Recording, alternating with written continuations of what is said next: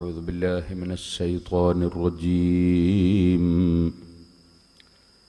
بسم الله الرحمن الرحيم. الحمد لله رب العالمين. نشهد أن لا إله إلا الله ونشهد أن محمدًا عبده ورسوله. اللهم صل وسلم وبارك على رسولك وحبيبك سيدنا محمد وعلى آل وأصحاب سيدنا ومولانا محمد وعلى جميع الأنبياء والمرسلين ومن اقتدى بهديهم إلى يوم الدين. أما بعد، أعوذ بالله من الشيطان الرجيم. بسم الله الرحمن الرحيم.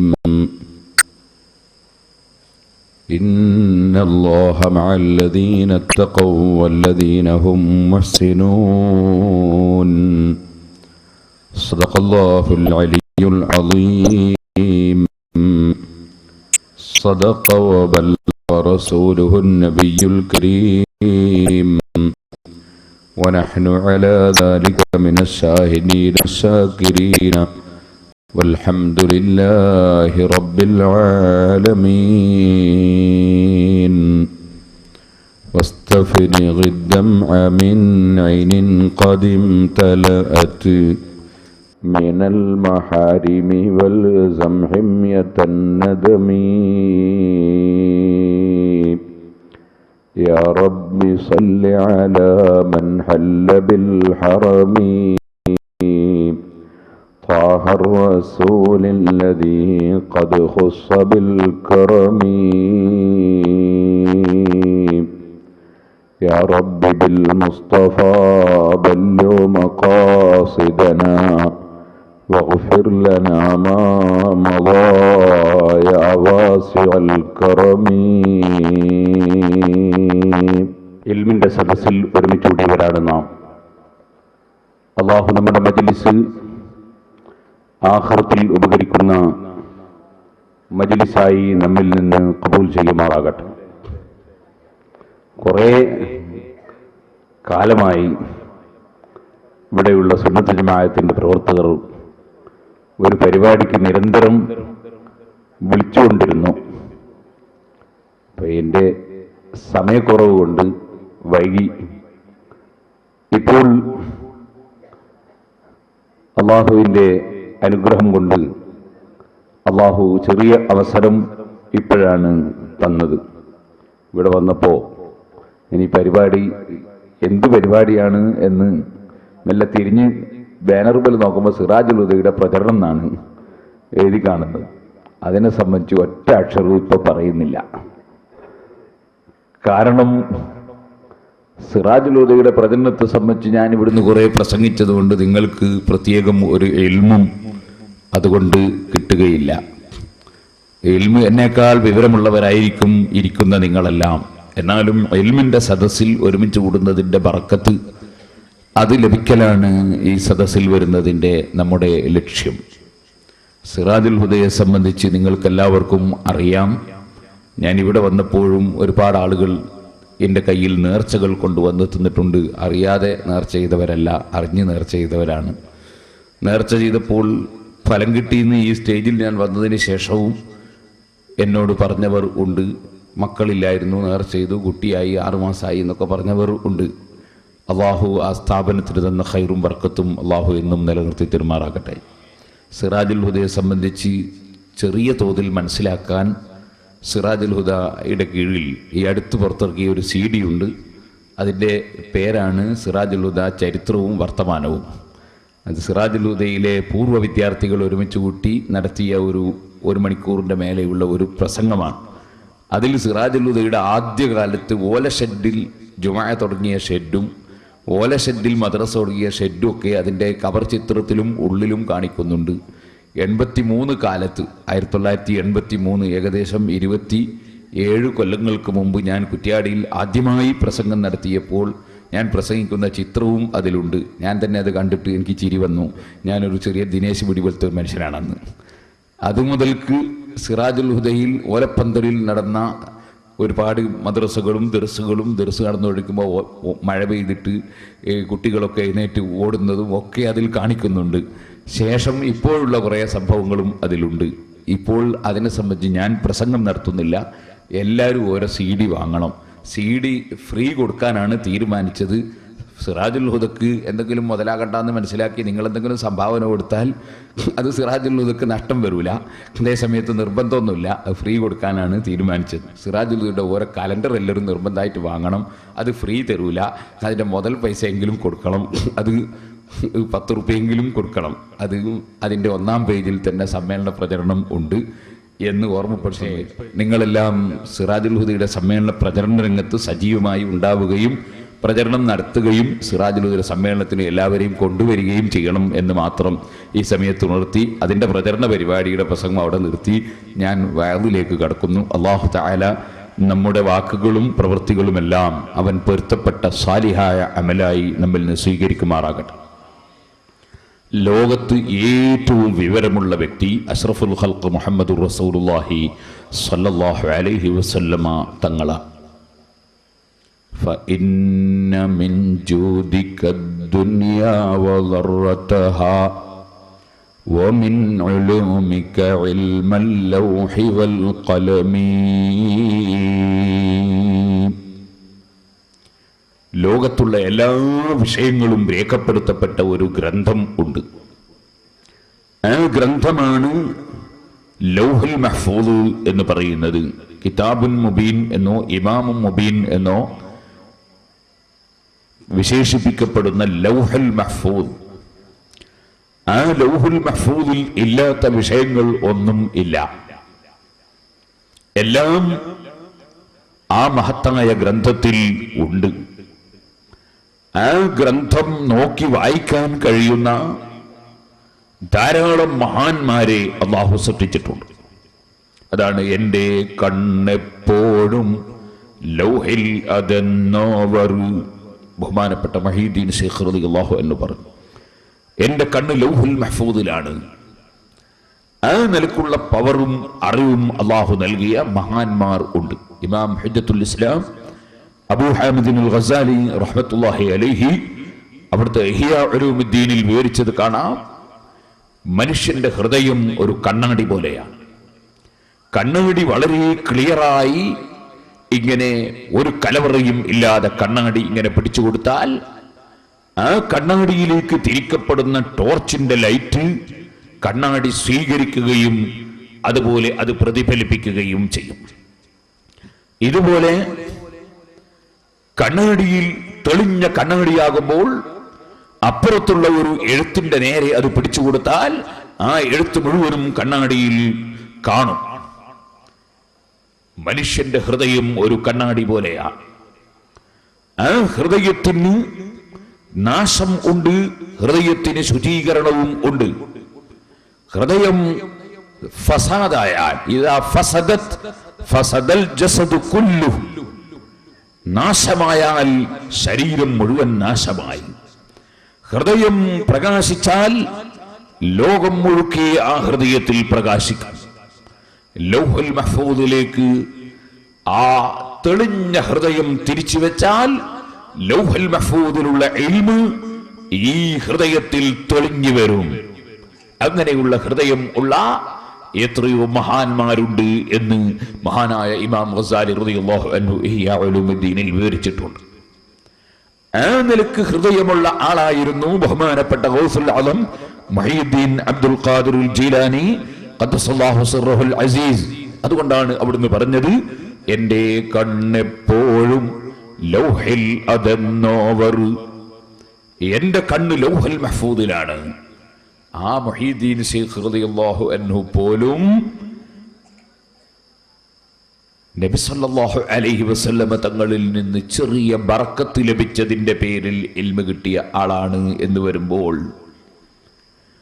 ഏറ്റവും വലിയ വിവരമുള്ള അമ്പിയാക്കൾ ഖലീലുല്ലാഹി ഇബ്രാഹിം അലൈഹിസ്സലാത്തു വസ്സലാം ഭൂമിയിൽ ഇരിക്കുമ്പോൾ ആകാശം കാണുന്ന വ്യക്തിയാണ്. കദാലിക നുരി ഇബ്രാഹീമ മലകൂതസ് സമാവാതി വൽ അർദ് വലിയകൂന മിനൽ മുഖിനീൻ. ഖുർആനിൽ അല്ലാഹു പറഞ്ഞു, ആകാശഭൂമികളുടെ സാമ്രാജ്യങ്ങൾ അങ്ങേക്ക് നമ്മൾ കാണിച്ചു, ഇബ്രാഹിം നബി അലൈഹി ഇസ്ലാമിനെ നമ്മൾ കാണിച്ചു കൊടുത്തിട്ടുണ്ട് നബിയെ. അങ്ങനെ ആകാശങ്ങൾ മുഴുവനും ഭൂമി മുഴുവനും ഇരുന്ന ഇരുത്തത്തിൽ കാണുന്ന ഖലീലുല്ലാഹി ഇബ്രാഹിം അലൈഹിസ്സലാത്തു വസ്സലാം. അങ്ങനെയുള്ള എല്ലാ മഹാന്മാരും എന്നല്ല, വമിൻ ഉലൂമിക ഇൽമൽ ലൗഹി വൽ ഖലമി. അങ്ങോട്ട് ബേക്കോട്ട് പുറത്ത് റോട്ടുമ്മൽ നിൽക്കുന്നവരൊക്കെ ഇറങ്ങി വന്നാൽ ഈ പാറമ്മൽ ഇരിക്കാൻ സൗകര്യമുണ്ട്. പേപ്പർ പ്രവർത്തകന്മാർ തരികയും ചെയ്യും. അത് അറിയാഞ്ഞിട്ട് അവർ ബുദ്ധിമുട്ടി നിൽക്കണ്ടെന്ന് മനസ്സിലാക്കി പറഞ്ഞതാണ്. എനിക്ക് നിന്നാലും കുഴപ്പമില്ല, ഇരുന്നാലും കുഴപ്പമില്ല. സഹോദരന്മാരെ, ലൗഹുൽ മഹ്ഫൂദിലുള്ള അറിവ് അതുപോലും നബി സല്ലല്ലാഹു അലൈഹി വസല്ലം തങ്ങളുടെ അറിവിന്റെ ഒരു അംശം മാത്രമാണ് എന്ന് പറയുന്ന വിധത്തിൽ ഏറ്റവും അറിവുള്ള സൃഷ്ടിയാണ് അഷ്റഫുൽ ഖൽഖ് മുഹമ്മദുർ റസൂലുള്ളാഹി സ്വല്ലല്ലാഹു അലൈഹി വസല്ലം. ആ നബി സല്ലല്ലാഹു അലൈഹി വസല്ലം തങ്ങളോട് തന്നെ അല്ലാഹുവിന്റെ കൽപ്പന, വഖുർ റബ്ബി സിദ്നി ഇൽമാ. ഓ നബി, തങ്ങൾ അല്ലാഹുവിനോട് പ്രാർത്ഥിക്കണം, റബ്ബി സിദ്നി ഇൽമാ, എനിക്ക് നീ ഇൽമിനെ വർദ്ധിപ്പിച്ചു തരണം എന്ന് പ്രാർത്ഥിക്കണം. അപ്പോൾ ഇൽമിൽ തികഞ്ഞ ഒരൊറ്റ മനുഷ്യരും ഇല്ല. നബി സല്ലല്ലാഹു അലൈഹി വസല്ലം തങ്ങൾക്കും എപ്പോഴും ഇൽമ് കൂടുതൽ കൂടുതൽ കിട്ടാൻ വേണ്ടി പ്രാർത്ഥിച്ചു കൊണ്ടിരിക്കുകയാണ്. وعلمك ما لم تكن تعلم وكان فضل الله عليك عظيما. ഓ നബിയെ, അങ്ങേക്ക് ആവശ്യമുള്ള അറിയാത്ത എല്ലാ കാര്യങ്ങളും അങ്ങേക്ക് അല്ലാഹു പഠിപ്പിച്ചു തന്നിട്ടുണ്ട്. അങ്ങേക്ക് അല്ലാഹു തന്ന ഔദാര്യവും കൊടുതിയും അത് വളരെ മഹത്തരമാണ് എന്ന് പരിശുദ്ധ ഖുർആൻ പറഞ്ഞിട്ടുണ്ട്. ആ നബി സല്ലല്ലാഹു അലൈഹി വസല്ലം തങ്ങൾ പോലും അല്ലാഹുവിനോട് എപ്പോഴും ഇൽമു വർദ്ധിപ്പിച്ചു കിട്ടാൻ വേണ്ടി പ്രാർത്ഥിക്കണം എന്ന് പറയുമ്പോൾ ഇൽമു പറയുക, ഇൽമു കേൾക്കുക, ഇൽമു പഠിപ്പിക്കുക, അതിന്റെ മഹത്വം പറഞ്ഞു തീർക്കാൻ സാധ്യമല്ല. ഇവിടെ അൽഹംദുലില്ലാ ഒരു മദ്രസ. ഈ മദ്രസ എന്തിനുള്ളതാണ്? ഇൽമു പഠിപ്പിക്കാനുള്ളതാണ്. നമ്മുടെ ദർസുകൾ എന്തിനുള്ളതാണ്? ഇൽമു പഠിപ്പിക്കാനുള്ളതാണ്. എന്നാൽ ഇൽമു എന്ന് പറയുമ്പോൾ ഒരുപാട് ഇൽമുകൾ ഉണ്ട്. നബി സല്ലല്ലാഹു അലൈഹി വസല്ലം തങ്ങൾക്ക് ധാരാളം ചികിത്സയെ സംബന്ധിച്ച് അറിവുണ്ടായിരുന്നു. അതുകൊണ്ട് അവിടുന്ന് പല മരുന്നുകളും പറഞ്ഞു തന്നിട്ടുണ്ട്. അല്ലാഹു സുബ്ഹാനഹു വ തആല അങ്ങനെ അറിവ് കൊടുത്തിട്ടുണ്ട്. അത് പുസ്തകം വായിച്ച് പഠിച്ചതല്ല, അല്ലാഹു തആല ഹൃദയത്തിൽ ഇട്ടുകൊടുത്ത ഇൽമാണ്. അതുപോലെ നബി സല്ലല്ലാഹു അലൈഹി വസല്ലം ഇന്നും ആ പറഞ്ഞ ചികിത്സകൾ ഏറ്റവും ഫലവത്തായി ലോകം അനുഭവിക്കുന്നുണ്ട്. ഉദാഹരണത്തിന് കരിഞ്ജീരകം ഏത് രോഗത്തിനും ശമനമാണെന്ന് നബി സല്ലല്ലാഹു അലൈഹി വസല്ലം പറഞ്ഞിട്ടുണ്ട്. കരിഞ്ജീരകം ഇന്നും വലിയ വലിയ രോഗമുള്ള ആളുകൾക്ക് കരിഞ്ജീരകം വലിയ മരുന്നായി ഉപയോഗപ്പെടുത്തുന്നുണ്ട്. നബി സല്ലല്ലാഹു അലൈഹി വസല്ലം തങ്ങൾ ഇഞ്ചി അത് വലിയ മരുന്നായി പഠിപ്പിച്ചിട്ടുണ്ട്. ഇന്നും ഇഞ്ചി, ചുക്ക് എന്ന് പറഞ്ഞാൽ ഇഞ്ചിയാണെന്ന് അറിയാത്ത ഒരു മനുഷ്യനും ഉണ്ടാവില്ല. ഇഞ്ചി, ചുക്ക് അത് വലിയ മരുന്നാണെന്ന് നബി സല്ലല്ലാഹു അലൈഹി വസല്ലം പഠിപ്പിച്ചിട്ടുണ്ട്. മക്കയിൽ കൃഷി ചെയ്യുന്ന സാധനമല്ല, മദീനയിൽ കൃഷി ചെയ്യുന്ന സാധനമല്ല. പക്ഷേ ലോകത്തിന്റെ വിവിധ ഭാഗങ്ങളിൽ അല്ലാഹു തആല വെച്ചുകൊടുത്ത മരുന്നിനെ സംബന്ധിച്ച് നബി സല്ലല്ലാഹു അലൈഹി വസല്ലം പറഞ്ഞിട്ടുണ്ട്. അല്ലാഹുവിന്റെ റസൂലിന് എല്ലാ വിഷയത്തിലും വിവരം ഉണ്ട്. എന്നാൽ നബി സല്ലല്ലാഹു അലൈഹി വസല്ലം തങ്ങളുടെ അനന്തരാവകാശമായി പറയപ്പെടുന്ന ഇൽമ്, ആ ഇൽമ് അമ്പിയാക്കളുടെ അവകാശമായി പറയപ്പെടുന്ന ഇൽമ്, അത് ആത്മീയമായ ഇൽമാണ്, ആത്മീയമായ അറിവാണ്. മനുഷ്യന് രണ്ട് ഘടകം ഉണ്ട്. ഒന്ന് ആത്മാവ്, ഒന്ന് ശരീരം. ഒന്ന് ആത്മാവ്, ഒന്ന് എന്നവനെ ശരീരം. ശരീരവും ആത്മാവും തമ്മിൽ വ്യത്യാസം ഉണ്ട്. ഇവിടെ ഒരു ഫാൻ കറങ്ങുന്നു. ആ ഫാൻ കറങ്ങുമ്പോൾ നാം കാണുന്നത് ഫാനാണ്. പക്ഷേ അത് കറങ്ങുന്നതിന്റെ പിന്നിൽ പ്രവർത്തിക്കുന്നത് കാണാത്ത കരണ്ടാണ്. കരണ്ടും ഫാനും തമ്മിലുള്ള ബന്ധം വിച്ഛേദിച്ചാൽ ഫാൻ കറങ്ങുകയില്ല. ഇവിടെ കാണുന്ന ഫാനിനാണോ ശക്തി, കാണാത്ത കരണ്ടിനാണോ ശക്തി? എന്തിനാ മോനെ? കരണ്ടിനോ ശക്തി, ഫാനിനോ ശക്തി? കരണ്ടിന് അല്ലേ? കരണ്ടിനാണ് ശക്തി. കാരണം അതേ കരണ്ട് കൊണ്ട് ഇവിടെ ഈ മൈക്ക് സെറ്റ് വർക്ക് ചെയ്യുന്നുണ്ട്, അപ്പുറത്ത് ട്യൂബ് കത്തുന്നുണ്ട്, അങ്ങനെ തുടങ്ങിയിട്ട് വലിയ വലിയ യന്ത്രങ്ങൾ വർക്ക് ചെയ്യുന്നുണ്ട്. എന്ന് മാത്രം അല്ല, ഫാൻ കറങ്ങണമെങ്കിൽ കരണ്ട് വേണം, കരണ്ട് ഉണ്ടാകണമെങ്കിൽ ഫാൻ വേണ്ട. ഫാനുമായുള്ള ബന്ധം വിച്ഛേദിച്ചാലും കരണ്ടിന് ഒരു ശക്തിക്കുറവും ഇല്ല. ഇതുപോലെയാണ് മനുഷ്യന്റെ ആത്മാവും ശരീരവും. ശരീരം വർക്ക് ചെയ്യണമെങ്കിൽ ആത്മാവിന്റെ സഹായം വേണം. 4 മാസം വരെ ഉമ്മയുടെ വയറ്റിൽ കുട്ടി മിണ്ടാതെ കിടന്നു. 4 മാസമായപ്പോൾ കുട്ടി ചലിക്കാൻ തുടങ്ങി. കാരണം 4ാമത്തെ മാസത്തിലാണ് ആത്മാവിനെ, റൂഹിനെ മലക്കുകൾ കൊണ്ടുവന്ന് നിക്ഷേപിച്ചത്. അപ്പോൾ പിന്നെ കുട്ടി ചലിക്കാൻ തുടങ്ങി. അതുവരെ കുട്ടി അനങ്ങിയില്ല. കുറെ കാലം ജീവിച്ച ഒരു മനുഷ്യൻ ഒരു ദിവസം അദ്ദേഹത്തിന്റെ റൂഹ് ശരീരത്തിൽ നിന്ന് വേർപെട്ടു. പിന്നെ അദ്ദേഹം കിടന്നു. അദ്ദേഹം കിടന്നു. അദ്ദേഹത്തെ സംബന്ധിച്ച് നമ്മൾ പറയും, അദ്ദേഹം മരിച്ചു കിടന്നു എന്ന് പറയും. മരിച്ചു കിടന്നു അല്ലേ പറയില്ലേ? അയാൾ മരിച്ചു കിടക്കുകയാണെന്ന് പറയില്ലേ? മരിച്ചു കിടന്നു എന്ന് പറയും. അദ്ദേഹം മരിച്ചുപോയി എന്നും പറയും അല്ലേ? അങ്ങനെ പറയല്ലോ, അദ്ദേഹം മരിച്ചുപോയി എന്ന് പറയില്ല. കിടന്നിട്ടുണ്ടേ പോയിട്ടില്ല, പോയിട്ടുണ്ടേ മരിച്ചിട്ടില്ല. പിന്നെ ഇങ്ങനെ രണ്ടും ശരിയാകുന്നത്? അതെ, മരിച്ചു കിടന്നു എന്ന് പറയുന്നത് ശരീരമാണ്. ആത്മാവ് ശരീരത്തിൽ പിരിഞ്ഞപ്പോൾ ശരീരം കിടന്നു. മരിച്ചു പോയി എന്ന് പറഞ്ഞതോ? മരിച്ചു പോയി എന്ന് പറഞ്ഞത് ആത്മാവാണ്. ശരീരവുമായി വേർപെട്ടപ്പോൾ ആത്മാവ് പോയി. ആത്മാവിന് പോകാൻ ശരീരം വേണ്ട, ശരീരത്തിന് പോകാൻ ആത്മാവ് വേണം. കരണ്ടും ഫാനും പോലെ കരണ്ടില്ലാതെ ഫാൻ കറങ്ങുന്നില്ല, ഫാൻ ഇല്ലെങ്കിലും കരണ്ടിന് ശക്തിയുണ്ട്. അപ്പൊ ശരീരത്തെക്കാൾ ശക്തിയുള്ളതും പ്രസക്തിയുള്ളതും ആത്മാവിനാണ്. നിങ്ങൾ മനസ്സിലാക്കണം. ഈ ആത്മാവിന്റെ ആരോഗ്യത്തിന് ആവശ്യമായ അറിവ്, അതാണ് ആത്മീയമായ അറിവ്. അതാണ് അമ്പിയാക്കളുടെ അവകാശമായി പറയപ്പെടുന്ന അറിവ്. ആ അറിവ്, അമ്പിയാക്കളുടെ സ്വത്തവകാശമായി പറയപ്പെടുന്ന അറിവ്, ദീനീയായ അറിവ്, ആത്മീയമായ അറിവ്, അത് ചെറിയ കാര്യം അല്ല. അത് എത്രത്തോളം മനുഷ്യന് നേടാൻ കഴിയുന്നുണ്ടോ അത്രത്തോളം ആത്മീയമായ ആരോഗ്യമുണ്ടാകാൻ സാധ്യതയുണ്ട്. അതുകൊണ്ട് ഏറ്റവും പ്രധാനമായി നാം ശ്രദ്ധിക്കേണ്ടത് ആത്മീയമായ അറിവ് നേടാനാണ്. ആത്മീയമായ അറിവുകൾ ധാരാളമായി നേടിയെടുക്കാൻ വേണ്ടി ശ്രമിക്കണം.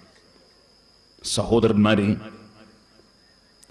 അതിന് എന്തെല്ലാം മാർഗങ്ങളുണ്ടോ അതൊക്കെ സ്വീകരിക്കണം. മദ്രസയും ദർസും കോളേജും എല്ലാം ആത്മീയമായ അറിവ് നേടാനുള്ള വേദികളാണ്. വഅദിന്റെ സദസ്സുകൾ ആത്മീയമായ അറിവ് നേടാനുള്ള വേദികളാണ്. അങ്ങനെ ആത്മീയമായ അറിവുകൾ ധാരാളമായി നേടിയെടുക്കാൻ നാം ശ്രമിക്കണം. ആത്മീയമായി വലിയ അറിവുള്ള ആളായിരുന്നു ബഹുമാനപ്പെട്ട സയ്യിദുന മുഹമ്മദ് ബിൻ ഇദ്രീസ് ശാഫിഈ റളിയല്ലാഹു അൻഹു. ഞാൻ ഇമാം ശാഫിഈ എന്ന പേരിൽ ശാഫി ഇമാം റളിയല്ലാഹു അൻഹുവിനെ സംബന്ധിച്ച് മാത്രം പറയുന്ന CD പുറത്തിറക്കിയിട്ടുണ്ട്. ആവശ്യമുള്ളവർക്ക് വാങ്ങി കേട്ടു നോക്കാം. ഞാനതിൽ വിശദമായി ഇമാം ശാഫിഈ റളിയല്ലാഹു അൻഹുവിനെ സംബന്ധിച്ച് പറഞ്ഞിട്ടുണ്ട്. സഹോദരന്മാരെ, ശാഫി ഇമാം റളിയല്ലാഹു അൻഹുവിനെ സംബന്ധിച്ച് ഞാൻ എന്താണ് പറയാൻ കാരണം? ഇപ്പോൾ ചില ആളുകൾ ഇമാമിങ്ങളെ സ്വീകരിക്കുന്നതിന് പകരം പ്രമാണം സ്വീകരിക്കണം എന്ന് പറഞ്ഞു ഇറങ്ങുന്നവരും ഉണ്ട്. എന്താണ് പ്രമാണം? അവർ പറയുന്ന പ്രമാണം പരിശുദ്ധ ഖുർആനാണ് എന്ന് അവർ പറയുന്നു. അതിൽ ആർക്കും തർക്കമുണ്ടോ? ഖുർആൻ സ്വീകരിക്കണമെന്നല്ലേ ആർക്കും തർക്കമുണ്ടോ? നബി സല്ലല്ലാഹു അലൈഹി വസല്ലം ഹദീസ് സ്വീകരിക്കണം എന്നതിൽ ആർക്കെങ്കിലും തർക്കമുണ്ടോ എന്ന് നിങ്ങൾ ചിന്തിക്കും. ഞാൻ പറയട്ടെ, നബി സല്ലല്ലാഹു അലൈഹി വസല്ലം തങ്ങളുടെ ഹദീസുകളും അല്ലാഹുവിന്റെ പരിശുദ്ധ ഖുർആനും ആ പ്രമാണങ്ങൾ നന്നായി മനസ്സിലാക്കിയ പണ്ഡിതന്മാരാണ് ഇമാമിങ്ങൾ. അവർ പറഞ്ഞു തന്ന നിയമങ്ങൾ, തീരുമാനങ്ങൾ, വിധികൾ, അതിനാണ് മദ്ഹബ് എന്ന് പറയുന്നത്. അവർ പറഞ്ഞു തന്ന തീരുമാനങ്ങൾ മാ ദഹബ ഇലൈഹി ഫത്ഹുൽ മുഈനോദിയ മുതഅല്ലിമീങ്ങൾക്കറിയാം മാ ദഹബ മിനൽ അഹ്കാം. ഇമാം ഷാഫിഈ റളിയല്ലാഹു അൻഹു അഭിപ്രായപ്പെട്ട തീരുമാനിച്ച ഹുക്മുകൾ, തീരുമാനങ്ങൾ, ഹുക്മു തീരുമാനം, വിധി, ഇമാം ഷാഫിഈ റളിയല്ലാഹു അൻഹു പറഞ്ഞ തീരുമാനങ്ങൾ, അതാണ് ഷാഫിഈ മദ്ഹബ് എന്ന് പറയുന്നത്. 4 മദ്ഹബുകൾ എന്ന് പറഞ്ഞാൽ 4 ഇമാമിങ്ങൾ പറഞ്ഞ തീരുമാനങ്ങൾ. അവർ എങ്ങനെയാണ് തീരുമാനം പറഞ്ഞത്? രാമായണം നോക്കിയിട്ടല്ല, മഹാഭാരതം നോക്കിയിട്ടല്ല, അല്ലെങ്കിൽ ബൈബിൾ നോക്കിയിട്ടല്ല, 4 പത്രം വായിച്ചിട്ടല്ല. അവര് നിയമം പറഞ്ഞത് ഫത്ഹുൽ മുഈനിൽ തന്നെ പറഞ്ഞിട്ടുണ്ട്. വസ്തിംദാദുഹു മിനൽ കിതാബി വസ്സുന്നതി വൽ ഇജ്മാഇ വൽ ഖിയാസ്. ഇസ്ലാമിന്റെ പ്രമാണങ്ങൾ, ആ പ്രമാണങ്ങളിൽ നിന്നാണ് കർമ്മശാസ്ത്ര പണ്ഡിതന്മാര് തീരുമാനം കണ്ടെത്തിയത്. ആ പ്രമാണങ്ങളിൽ നിന്ന് വിവരമുള്ളവർ കണ്ടെത്തിയ നിയമങ്ങൾ, ആ നിയമങ്ങൾ അനുസരിച്ച് ജീവിക്കുന്ന മുസ്ലിമീങ്ങൾ 1400-ലധികം വർഷമായി അവർ അവരുടെ മുൻഗാമികളായ പണ്ഡിതന്മാരെ മുഖേന മനസ്സിലാക്കിയ നിയമങ്ങൾ, ആ നിയമങ്ങൾ അനുസരിച്ച് മുസ്ലിം ഉമ്മത്ത് ഒറ്റക്കെട്ടായി ജീവിക്കുമ്പോൾ മുസ്ലിം ഉമ്മത്തിനെ നശിപ്പിക്കാനും മുസ്ലിം ഉമ്മത്തിനെ ഭിന്നിപ്പിക്കാനും ഉദ്ദേശിച്ച കക്ഷികൾ അവർ പൂർവകാലത്ത് നമുക്ക് കിട്ടിയ മതത്തെ മാറ്റിമറിക്കാൻ വേണ്ടി ആ പറഞ്ഞ പണ്ഡിതന്മാരുടെ നിയമങ്ങൾ, അവര് പറഞ്ഞ തീരുമാനങ്ങൾ ചോദ്യം ചെയ്യാൻ വേണ്ടി ഓരോ കക്ഷികളും പ്രമാണം എടുത്ത് സ്വന്തത്തിൽ ദുർവ്യാഖ്യാനം ചെയ്തു. ആ ദുർവ്യാഖ്യാനത്തിൽ അറിവ് കുറഞ്ഞ പലരും പെട്ടുപോയി. അള്ളാഹു അവർക്ക് സന്മാർഗത്തിന്റെ വഴി കാണിച്ചു കൊടുക്കട്ടെ. ഇവിടെ അത്തരത്തിലുള്ള കക്ഷികൾ ഇല്ലാത്തത് കൊണ്ട് ഞാൻ ആ വിഷയത്തിലേക്ക് വിശദമായി കടന്ന് സംസാരിക്കുന്നില്ല. ഒരാമുഖമായി മാത്രം ഞാൻ നിങ്ങളോട് പറയുകയാണ്. പ്രമാണത്തിന്റെ കോലെങ്ങനെന്നറിയോ? ഒരാസ്പത്രിയിൽ ഒരാൾ പോയി. ആസ്പത്രിയിൽ കയറി ചെല്ലുമ്പോ തന്നെ ചുമരിന്റെ മേലെ എഴുതി വെച്ചതുകൊണ്ട് ഇവിടെ തുപ്പുക. അപ്പൊ മൂപ്പര് കാർക്കിച്ചിട്ട് ചുമരുമേലെ ഒരൊറ്റ തുപ്പ് കൊടുത്തു. അപ്പോ വാച്ച്മാൻ വന്ന് പിടിച്ചു, എന്തിനാ ആസ്പത്രിയുടെ ചുമരുമേൽ തുപ്പി വെച്ച്? അപ്പൊ ഇയാൾ പറഞ്ഞു, ഞാൻ പ്രമാണം അനുസരിച്ച് പോകുന്ന ആളാണ്. എന്ത് പ്രമാണം? ഈ ചുമരിന്റെ മേലെ എഴുതി വെച്ചു നിങ്ങൾ കാണുന്നില്ലേ, ഇവിടെ തുപ്പുക. ഈ വാച്ച്മാൻ ചോദിച്ചു, അല്ല സാഹിബേ, നിങ്ങൾക്ക് മുഖില്ലേ? എന്തേ ഇവിടെ തുപ്പുക അവിടെ എഴുതി വെച്ചിട്ട് ഇന്നേ വരെ ആരെങ്കിലും അവിടെ തുപ്പിയിട്ടുണ്ടോ? ആരും തുപ്പിയില്ല. ആസ്പത്രി ഉണ്ടാക്കിയിട്ട് നൂറ്റാണ്ടുകളായി, ഇന്ന് വരെ ഒരു മനുഷ്യൻ അവിടെ തുപ്പിയില്ല. അവർക്ക് എവിടെ തുപ്പിയത്? അവർ തുപ്പിയത് ആസ്പത്രി ഉണ്ടാക്കിയ അന്ന് മുതൽ തുപ്പി വരുന്നുണ്ട്, എഴുതിയും വെച്ചിട്ടുണ്ട്. എവിടെ തുപ്പിയത്? അതിന്റെ നേരെ ചുവടെ ഒരു ചട്ടി വെച്ചിട്ടുണ്ട്. ആ ചട്ടിയിൽ കുറെ പൂഴിയിട്ട് വെച്ചിട്ടുണ്ട്. ആ പൂഴിയിലാണ്, മണലിലാണ് ഇന്ന് വരെ ഉള്ള ആളുകൾ തുപ്പിയത്. അപ്പൊ ഇയാളെ മറുപടി, അത് ഇന്ന് വരെയുള്ള ആളുകൾക്ക് പിഴവ് പറ്റി. പിന്നെ തുപ്പുണ്ട് ചുമരുമല. അതെന്താ കാരണം? ചുമരുമലാണ് ഇവിടെ എഴുതി വെച്ചത്. ചട്ടിയിലാണ് തുപ്പണമെങ്കിൽ ചട്ടീന്റെ ഉള്ളിൽ എഴുതി വെക്കേണ്ടത് ഇവിടെ തുപ്പുക. ചുമരുമല എഴുതി വെച്ച സ്ഥിതിക്ക് ചുമരുമ തുപ്പളം. സുബ്ഹാനല്ലാഹ്. ഞാൻ ചോദിക്കട്ടെ, ഇദ്ദേഹത്തെ വളരെ പെട്ടെന്ന് തന്നെ ആശുപത്രിയുടെ ഉള്ളിലേക്ക് കൂട്ടിക്കൊണ്ടുപോയി ചികിത്സ നടത്തുകയല്ലേ വേണ്ടത്? എന്നാ സഹോദരന്മാരെ, പറഞ്ഞത് ശരിയെന്നല്ലേ? അയാൾ പറഞ്ഞ പ്രമാണം അങ്ങനെ തന്നെയല്ലേ ഉള്ളത്? ഇവിടെ തുപ്പാൻ ചുമരുമലല്ലേ എഴുതി വെച്ചത്? പക്ഷെ തുപ്പേണ്ടത് അവിടെയാണോ? ഇവിടെ തുപ്പുക എന്ന് എഴുതി വെച്ചത് കൊണ്ട് എന്താണ് ഉദ്ദേശം? ആ ഉദ്ദേശം അന്ന് മുതൽ ഇന്ന് വരെ തുപ്പിയവർ എവിടെ തുപ്പി എന്ന് നോക്കിയിട്ട് മനസ്സിലാക്കണം. അതില്ലാതെ വെറും എഴുത്തു നോക്കി മനസ്സിലാക്കിയാൽ അബദ്ധം വരും. ഇത് തന്നെയാണ് പരിശുദ്ധ ഇസ്ലാമിന്റെ പ്രമാണം നോക്കുന്ന സ്ഥലത്തും അബദ്ധങ്ങൾ സംഭവിച്ചവർക്ക് മുഴുവനും പറ്റിയ അബദ്ധം. നിങ്ങൾക്കറിയാമല്ലോ, ഖാദിയാനി വന്നു.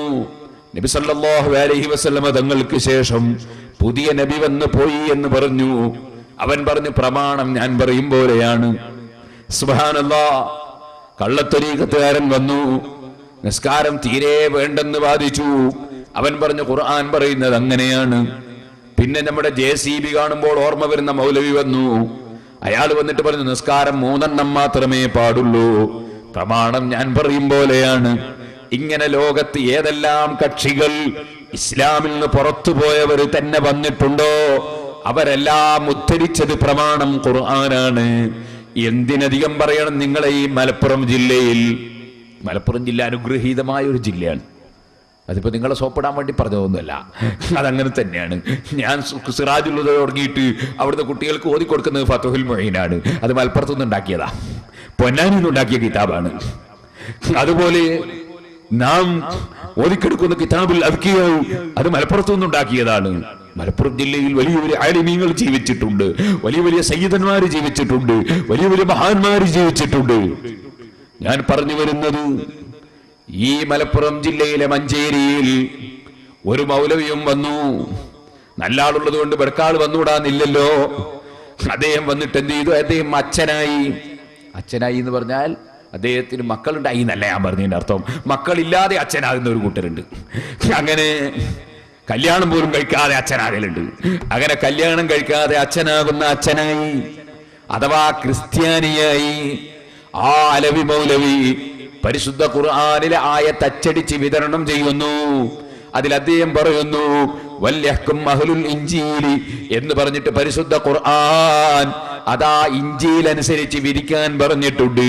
അതുകൊണ്ട് ബൈബിളാണ് ശരി, ബൈബിൾ അനുസരിച്ചാണ് വിധിക്കേണ്ടത്, ബൈബിളാണ് പിന്തുടരേണ്ടത് എന്നതിന് ഖുർആൻ അദ്ദേഹം ദുർവ്യാഖ്യാനം ചെയ്യുന്നു. അങ്ങനെ ലോകത്ത് പരിശുദ്ധ ഖുർആനാകുന്ന ഏറ്റവും വലിയ പ്രമാണം തന്നെ പലരും ദുർവ്യാഖ്യാനം ചെയ്ത് ഇസ്ലാമിൽ നിന്ന് പടികടന്നു പോയി. അതുകൊണ്ട് മുസ്ലിമീങ്ങളെ, ആദ്യമായി ഈ സദസ്സിൽ എല്ലാ ചെറുപ്പക്കാരോടും കാരണവന്മാരോടും സ്ത്രീകളോടും ഒന്നാമത്തെ വസിയ്യത്ത് പറയാനുള്ളത്, നമ്മൾ ഓർക്കണം, 5 നേരത്തെ നിസ്കാരത്തിലും നമ്മൾ റബ്ബിനോട് താണുവീണ് പ്രാർത്ഥിക്കുന്ന പ്രാർത്ഥന ഇഹ്ദിനസ് സിറാത്തൽ മുസ്തഖീം, നേരെയുള്ള വഴിയിൽ ഞങ്ങളെ നീ വഴി നടത്തണം അല്ലാഹ്. ആ നേരെയുള്ള വഴി ഏതാണ്? അതാ അത് പ്രമാണം. ഓരോ മനുഷ്യനും പ്രമാണം നോക്കുന്ന വഴിയല്ല, ഓരോ മനുഷ്യനും പ്രമാണം നോക്കുന്ന വഴിയല്ല. പ്രമാണം നോക്കേണ്ടവർ നോക്കണം, അറിയേണ്ടവർ അറിയണം, അറിയേണ്ടവർക്ക് അതറിയാൻ കഴിയും, നോക്കേണ്ടവർക്ക് നോക്കാൻ കഴിയും, മനസ്സിലാക്കേണ്ടവർക്ക് അത് മനസ്സിലാക്കാൻ കഴിയും. അങ്ങനെ മനസ്സിലാക്കിയ ധാരാളം മഹാന്മാരുണ്ടല്ലോ.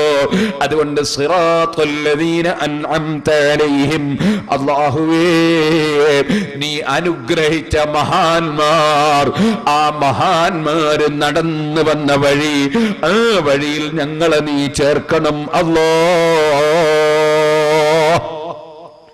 മഹാന്മാര് നടന്നു വന്ന വഴി, നീ അനുഗ്രഹിച്ച മഹാന്മാര് നടന്നു വന്ന വഴി, അമ്പിയാക്കൾ നടന്നു വന്ന വഴി, സാലിഹീങ്ങൾ നടന്നു വന്ന വഴി, സുഹദാക്കൾ നടന്നു വന്ന വഴി, സിദ്ദീഖീകൾ നടന്നു വന്ന വഴി, മഹാന്മാര് നടന്നു വന്ന വഴി, ആ വഴിയിൽ ഞങ്ങളെ നീ ചേർക്കണം അല്ലാഹ്. എന്തിനാണ് ഇത് പ്രാർത്ഥിക്കാൻ പറഞ്ഞത്?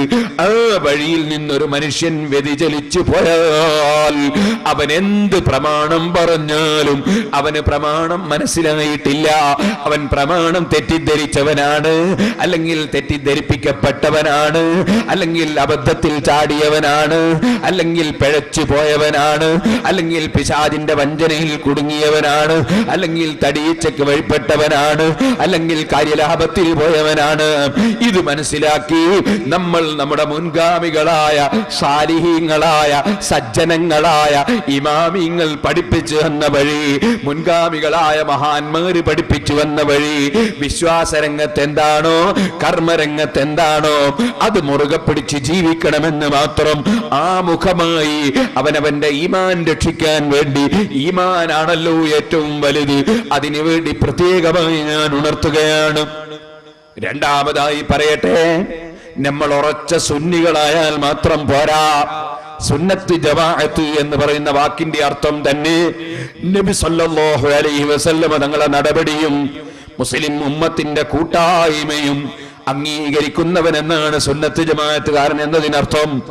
ആ കൂട്ടായ്മ അംഗീകരിക്കുന്നതോടുകൂടെ വിശ്വാസരംഗത്ത് അത് അംഗീകരിക്കുന്നതോടുകൂടെ കർമ്മരംഗത്ത് നമ്മൾ നന്നാകണം.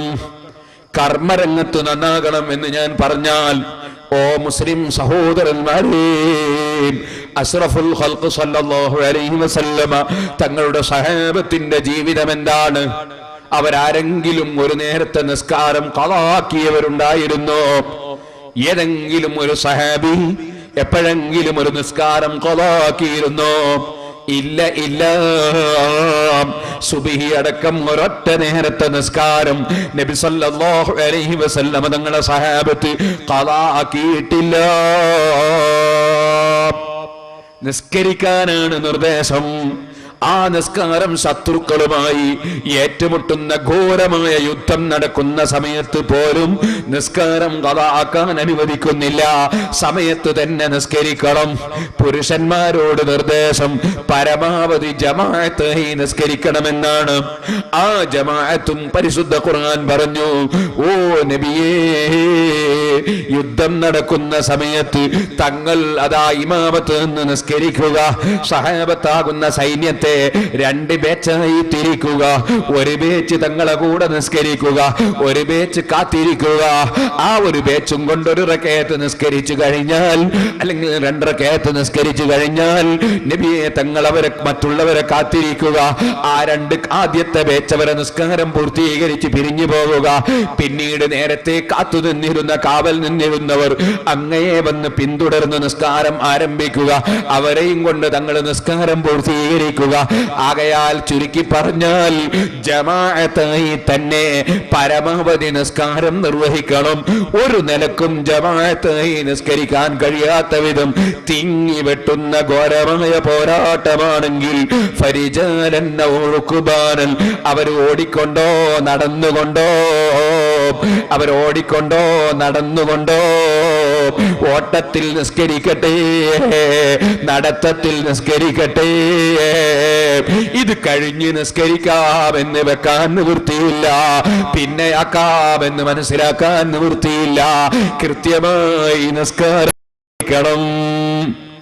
ഓ മുസ്ലിമീങ്ങളെ, ഞാൻ വേദനയോടെ പറയട്ടെ, ചിലരൊക്കെ അഹ്ലുസ് സുന്നത്തി വൽ ജമാഅത്തിൽ ഉറച്ചു നിൽക്കുന്ന ജനങ്ങളാണ്.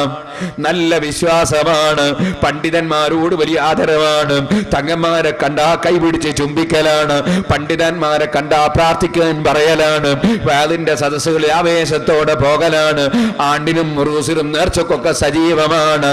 പക്ഷേ നിസ്കാരം ഖളാക്കുന്നതിൽ വലിയ പ്രശ്നമൊന്നും തോന്നാത്ത ചില സാധാരണക്കാരുണ്ട്. നിങ്ങളെ സദസ്സിൽ അത്തരക്കാരുണ്ടോ ഇല്ലേ എനിക്കറിയില്ല. ഓ മുസ്ലിം ചെറുപ്പക്കാരേ, ഒരിക്കലും ജീവിതത്തിൽ നിസ്കാരം ഖളാക്കി പോകരുത്. ഓ ഉമ്മമാരേ, ഒരിക്കലും നിസ്കാര സമയം നഷ്ടപ്പെടുത്തരുത്. ഫഖലഫ മിൻ ബഅദിഹിം ഖൽഫുൻ അദാഉ സ്വലാത വത്തബഉ ശഹവാതി ഫസൗഫ യൽഖൗന ഗയ്യാ. അലി ഇബ്നു അബീ ത്വാലിബ് റളിയല്ലാഹു അൻഹു നബി സല്ലല്ലാഹു അലൈഹി വസല്ലമ തങ്ങളെ സമീപിക്കാൻ ചെന്നപ്പോൾ സുജൂദിൽ കിടന്നിട്ട് നബി സല്ലല്ലാഹു അലൈഹി വസല്ലമ തങ്ങൾ വിങ്ങിപ്പൊട്ടി കരയുന്നത് കണ്ടപ്പോ, നിസ്കാരം കഴിഞ്ഞിട്ട് എന്തിനാണ് നബിയേ തങ്ങളിങ്ങനെ അല്ലാഹുവിന്റെ മുമ്പിൽ നെറ്റിയും കുത്തി വിങ്ങിപ്പൊട്ടിയതെന്ന് ചോദിച്ചപ്പോ പറഞ്ഞില്ലേ, റബ്ബിന്റെ ഖുർആനിൽ ഇറങ്ങിയ ഒരായത്ത്, ആ ആയത്ത് ഞാൻ കാണുമ്പോൾ പിൽക്കാലത്ത് വരുന്ന എന്റെ സമുദായത്തിലുള്ള ജനങ്ങളെ കുറിച്ച് ഞാൻ വിഷമിച്ച് കരയുന്നു. فخلف من بعدهم خلف أضاعوا الصلاة واتبعوا الشهوات فسوف يلقون غيا. നിസ്കാരം നഷ്ടപ്പെടുത്തുന്നതിന് വലിയ പ്രശ്നം തോന്നാത്തൊരു വിഭാഗം പിൽക്കാലത്ത് വരാനിരിക്കുന്നു. അവർക്ക് കഠിനമായ ശിക്ഷ നരകത്തിലുണ്ട്. അതവർ കണ്ടെത്തിക്കുമെന്ന് പറയുമ്പോ, എന്റെ ഉമ്മത്തിൽ നിസ്കാരം ഖളാക്കുന്ന എന്റെ സമുദായത്തിലുള്ള പാവപ്പെട്ട ജനങ്ങളുടെ ഗതിയോർത്ത് എനിക്ക് സമാധാനമില്ല.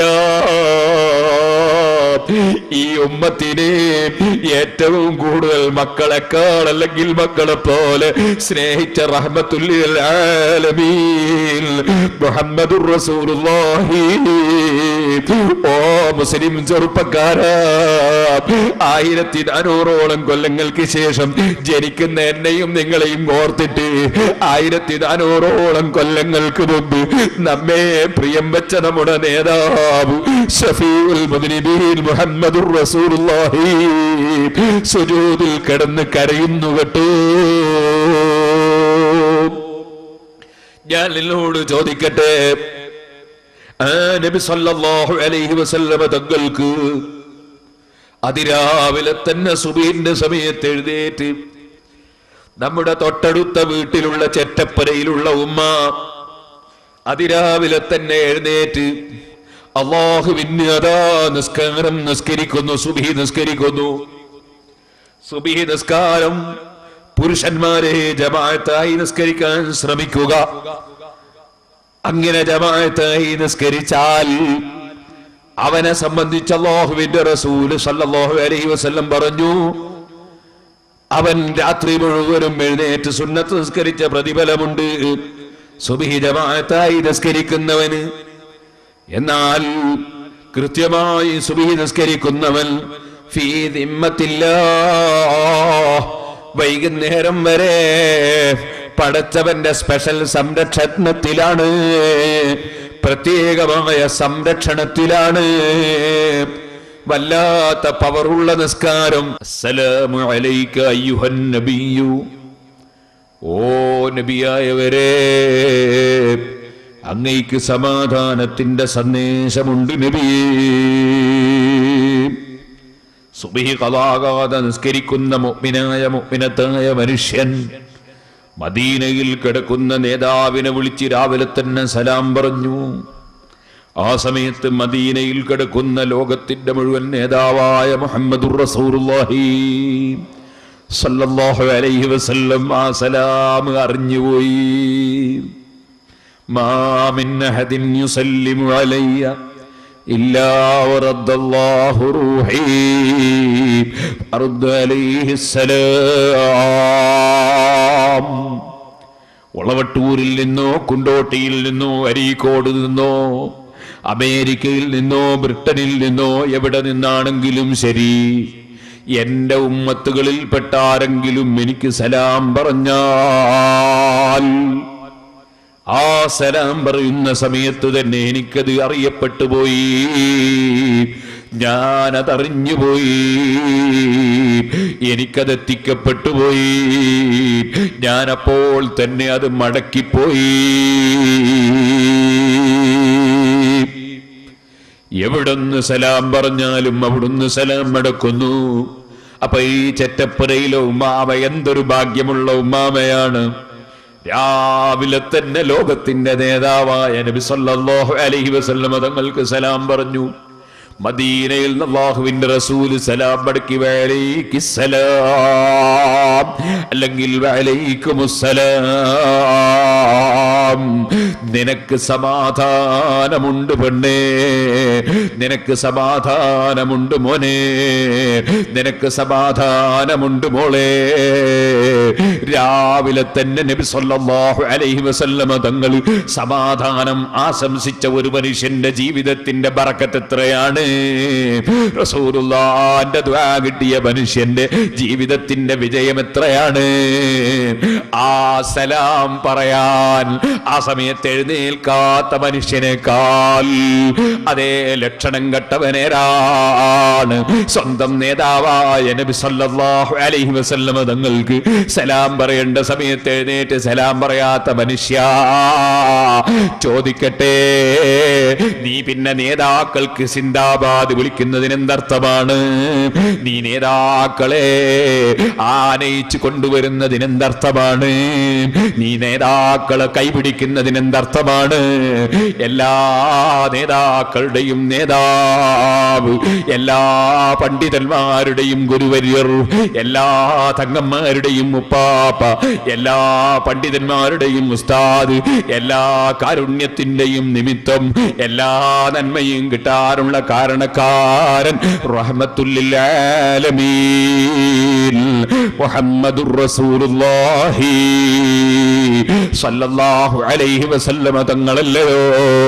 അതല്ലേ ഇമാം ശാഫിഈ റളിയല്ലാഹു അൻഹു പറഞ്ഞത്, ഫലം തുംസിബിനാ നിഅമത്തുൻ ളഹറത് ഔ ബതനത് നിൽനാ ബിഹാ ഹല്ലൻ ഫീ ദീനിൻ ഔ ദുനിയാ ഔ ദുഫിഅ ബിഹാ അന്നാ മക്റൂഹുൻ ഫീഹിമാ വഫീ വാഹിദിൻ മിൻഹുമാ ഇല്ലാ വമുഹമ്മദുൻ സല്ലല്ലാഹു അലൈഹി സബബുഹാ. ഏത് നന്മ ദീനിലോ ദുന്യാവിലോ ആർക്ക് മലക്കുകൾക്കോ ജിന്നുകൾക്കോ മനുഷ്യർക്കോ എവിടെ എപ്പോൾ ഏത് ഗുണം ലഭിക്കുന്നുണ്ടോ, ഏത് മുസീബത്തുകൾ തടുക്കപ്പെട്ടു പോകുന്നുണ്ടോ, ഇല്ലാ മുഹമ്മദുൻ സല്ലല്ലാഹു അലൈഹി സബബുഹാ, അത് മുഴുവനത്തിനും നിമിത്തമായ വ്യക്തി, അത് മുഴുവത്തിനും കാരണക്കാരനായ വ്യക്തി മുഹമ്മദുർ റസൂലുള്ളാഹി സല്ലല്ലാഹു അലൈഹി വഅലാ ആലിഹി വസഹ്ബിഹി വസല്ലം. മുഹമ്മദ് നബി സല്ലല്ലാഹു അലൈഹി വസല്ലം തങ്ങളെ പ്രിയം വെക്കാതെ, അവിടുത്തേക്ക് കൃത്യമായി നിശ്ചയിക്കപ്പെട്ട സമയത്ത് സലാം പറയാതെ പിന്നെ നമ്മൾ എന്ത് ഉമ്മത്താണ്, എന്തൊരു അനുയായിയാണ് സഹോദരാ.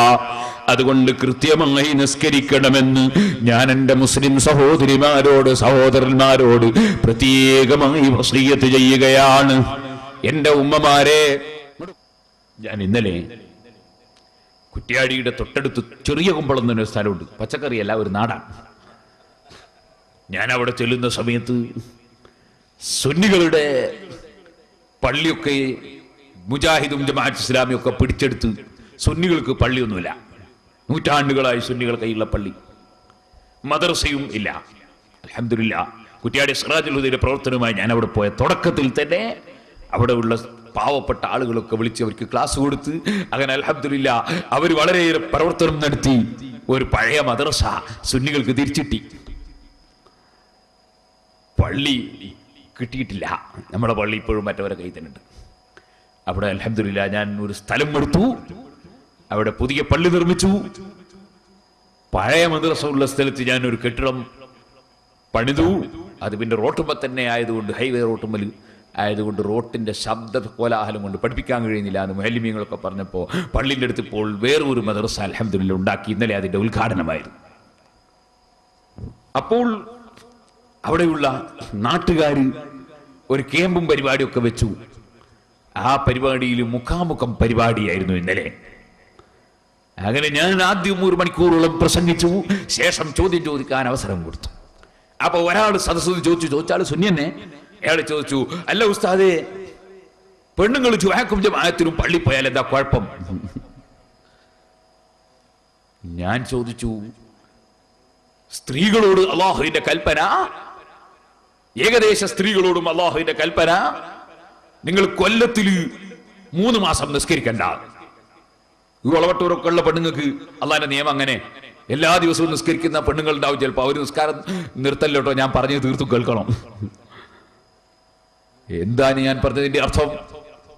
1 മാസത്തിൽ 7 ദിവസവും 8 ദിവസമൊക്കെ ചില സ്ത്രീകൾക്ക് മെൻസസ് ഉണ്ടാകും, ഹൈദ് രക്തമുണ്ടാകും. അപ്പോഴവർ നിസ്കരിക്കാൻ പാടില്ല എന്ന് നിയമം. അങ്ങനെ ഒരു കൊല്ലത്തിൽ വരുമ്പോ എത്രയായി?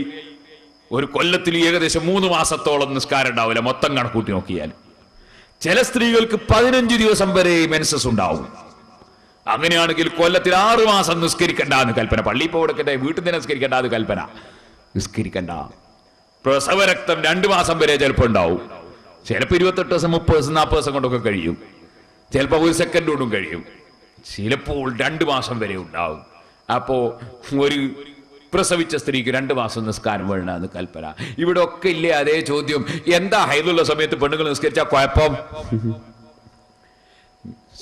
പ്രസവരക്തമുള്ള സമയത്ത് സ്ത്രീകൾ നിസ്കരിച്ചാൽ എന്താ കുഴപ്പം? പള്ളി പോയി കൊടുക്കട്ടെ, വീട്ടിൽ തന്നെ നിസ്കരിച്ചാൽ എന്താ കുഴപ്പം? കുഴപ്പമില്ല, കുഴപ്പമുണ്ടായാലും കുഴപ്പമുണ്ടാകാതിരിക്കുമല്ലോ ഇവിടുത്തെ വിഷയം. അള്ളാഹു റസൂൽ ഇത് പഠിപ്പിച്ചു എന്നുള്ളതാണ്. നബി സല്ലല്ലാഹു അലൈഹി വസല്ലം തങ്ങൾ പഠിപ്പിച്ചു, വബുയൂതുഹുന്ന ഖൈറുൽ ലഹുന്ന, സ്ത്രീകൾക്ക് നിസ്കരിക്കാൻ അവരുടെ വീടാണ് ഖൈർ.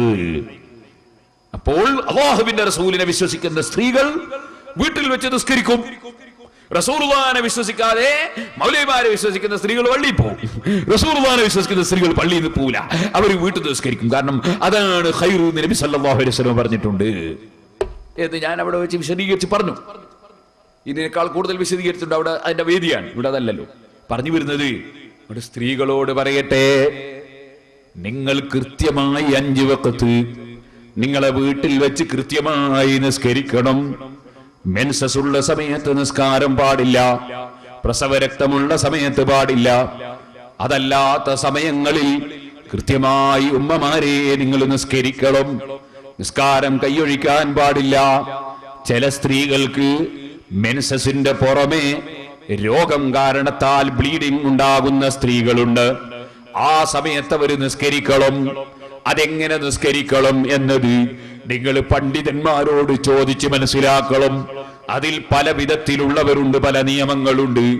അതിൽ നേരത്തെ മെൻസസ് ഉണ്ടായി പതിവുള്ളവരുണ്ട്, അതുപോലെ പതിവില്ലാത്തവരുണ്ടാകാം.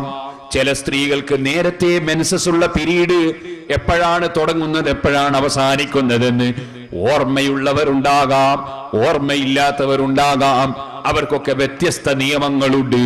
അതുകൊണ്ട് ഞാൻ ഓർമ്മപ്പെടുത്തുന്നു, മെൻസസിന്റെ പീരീഡിനേക്കാൾ അധികം സ്ത്രീകൾക്ക് ബ്ലീഡിംഗ് ഉണ്ടാകുന്നുവെങ്കിൽ അവരാ സമയത്ത് നിസ്കരിക്കൽ നിർബന്ധമാണ്.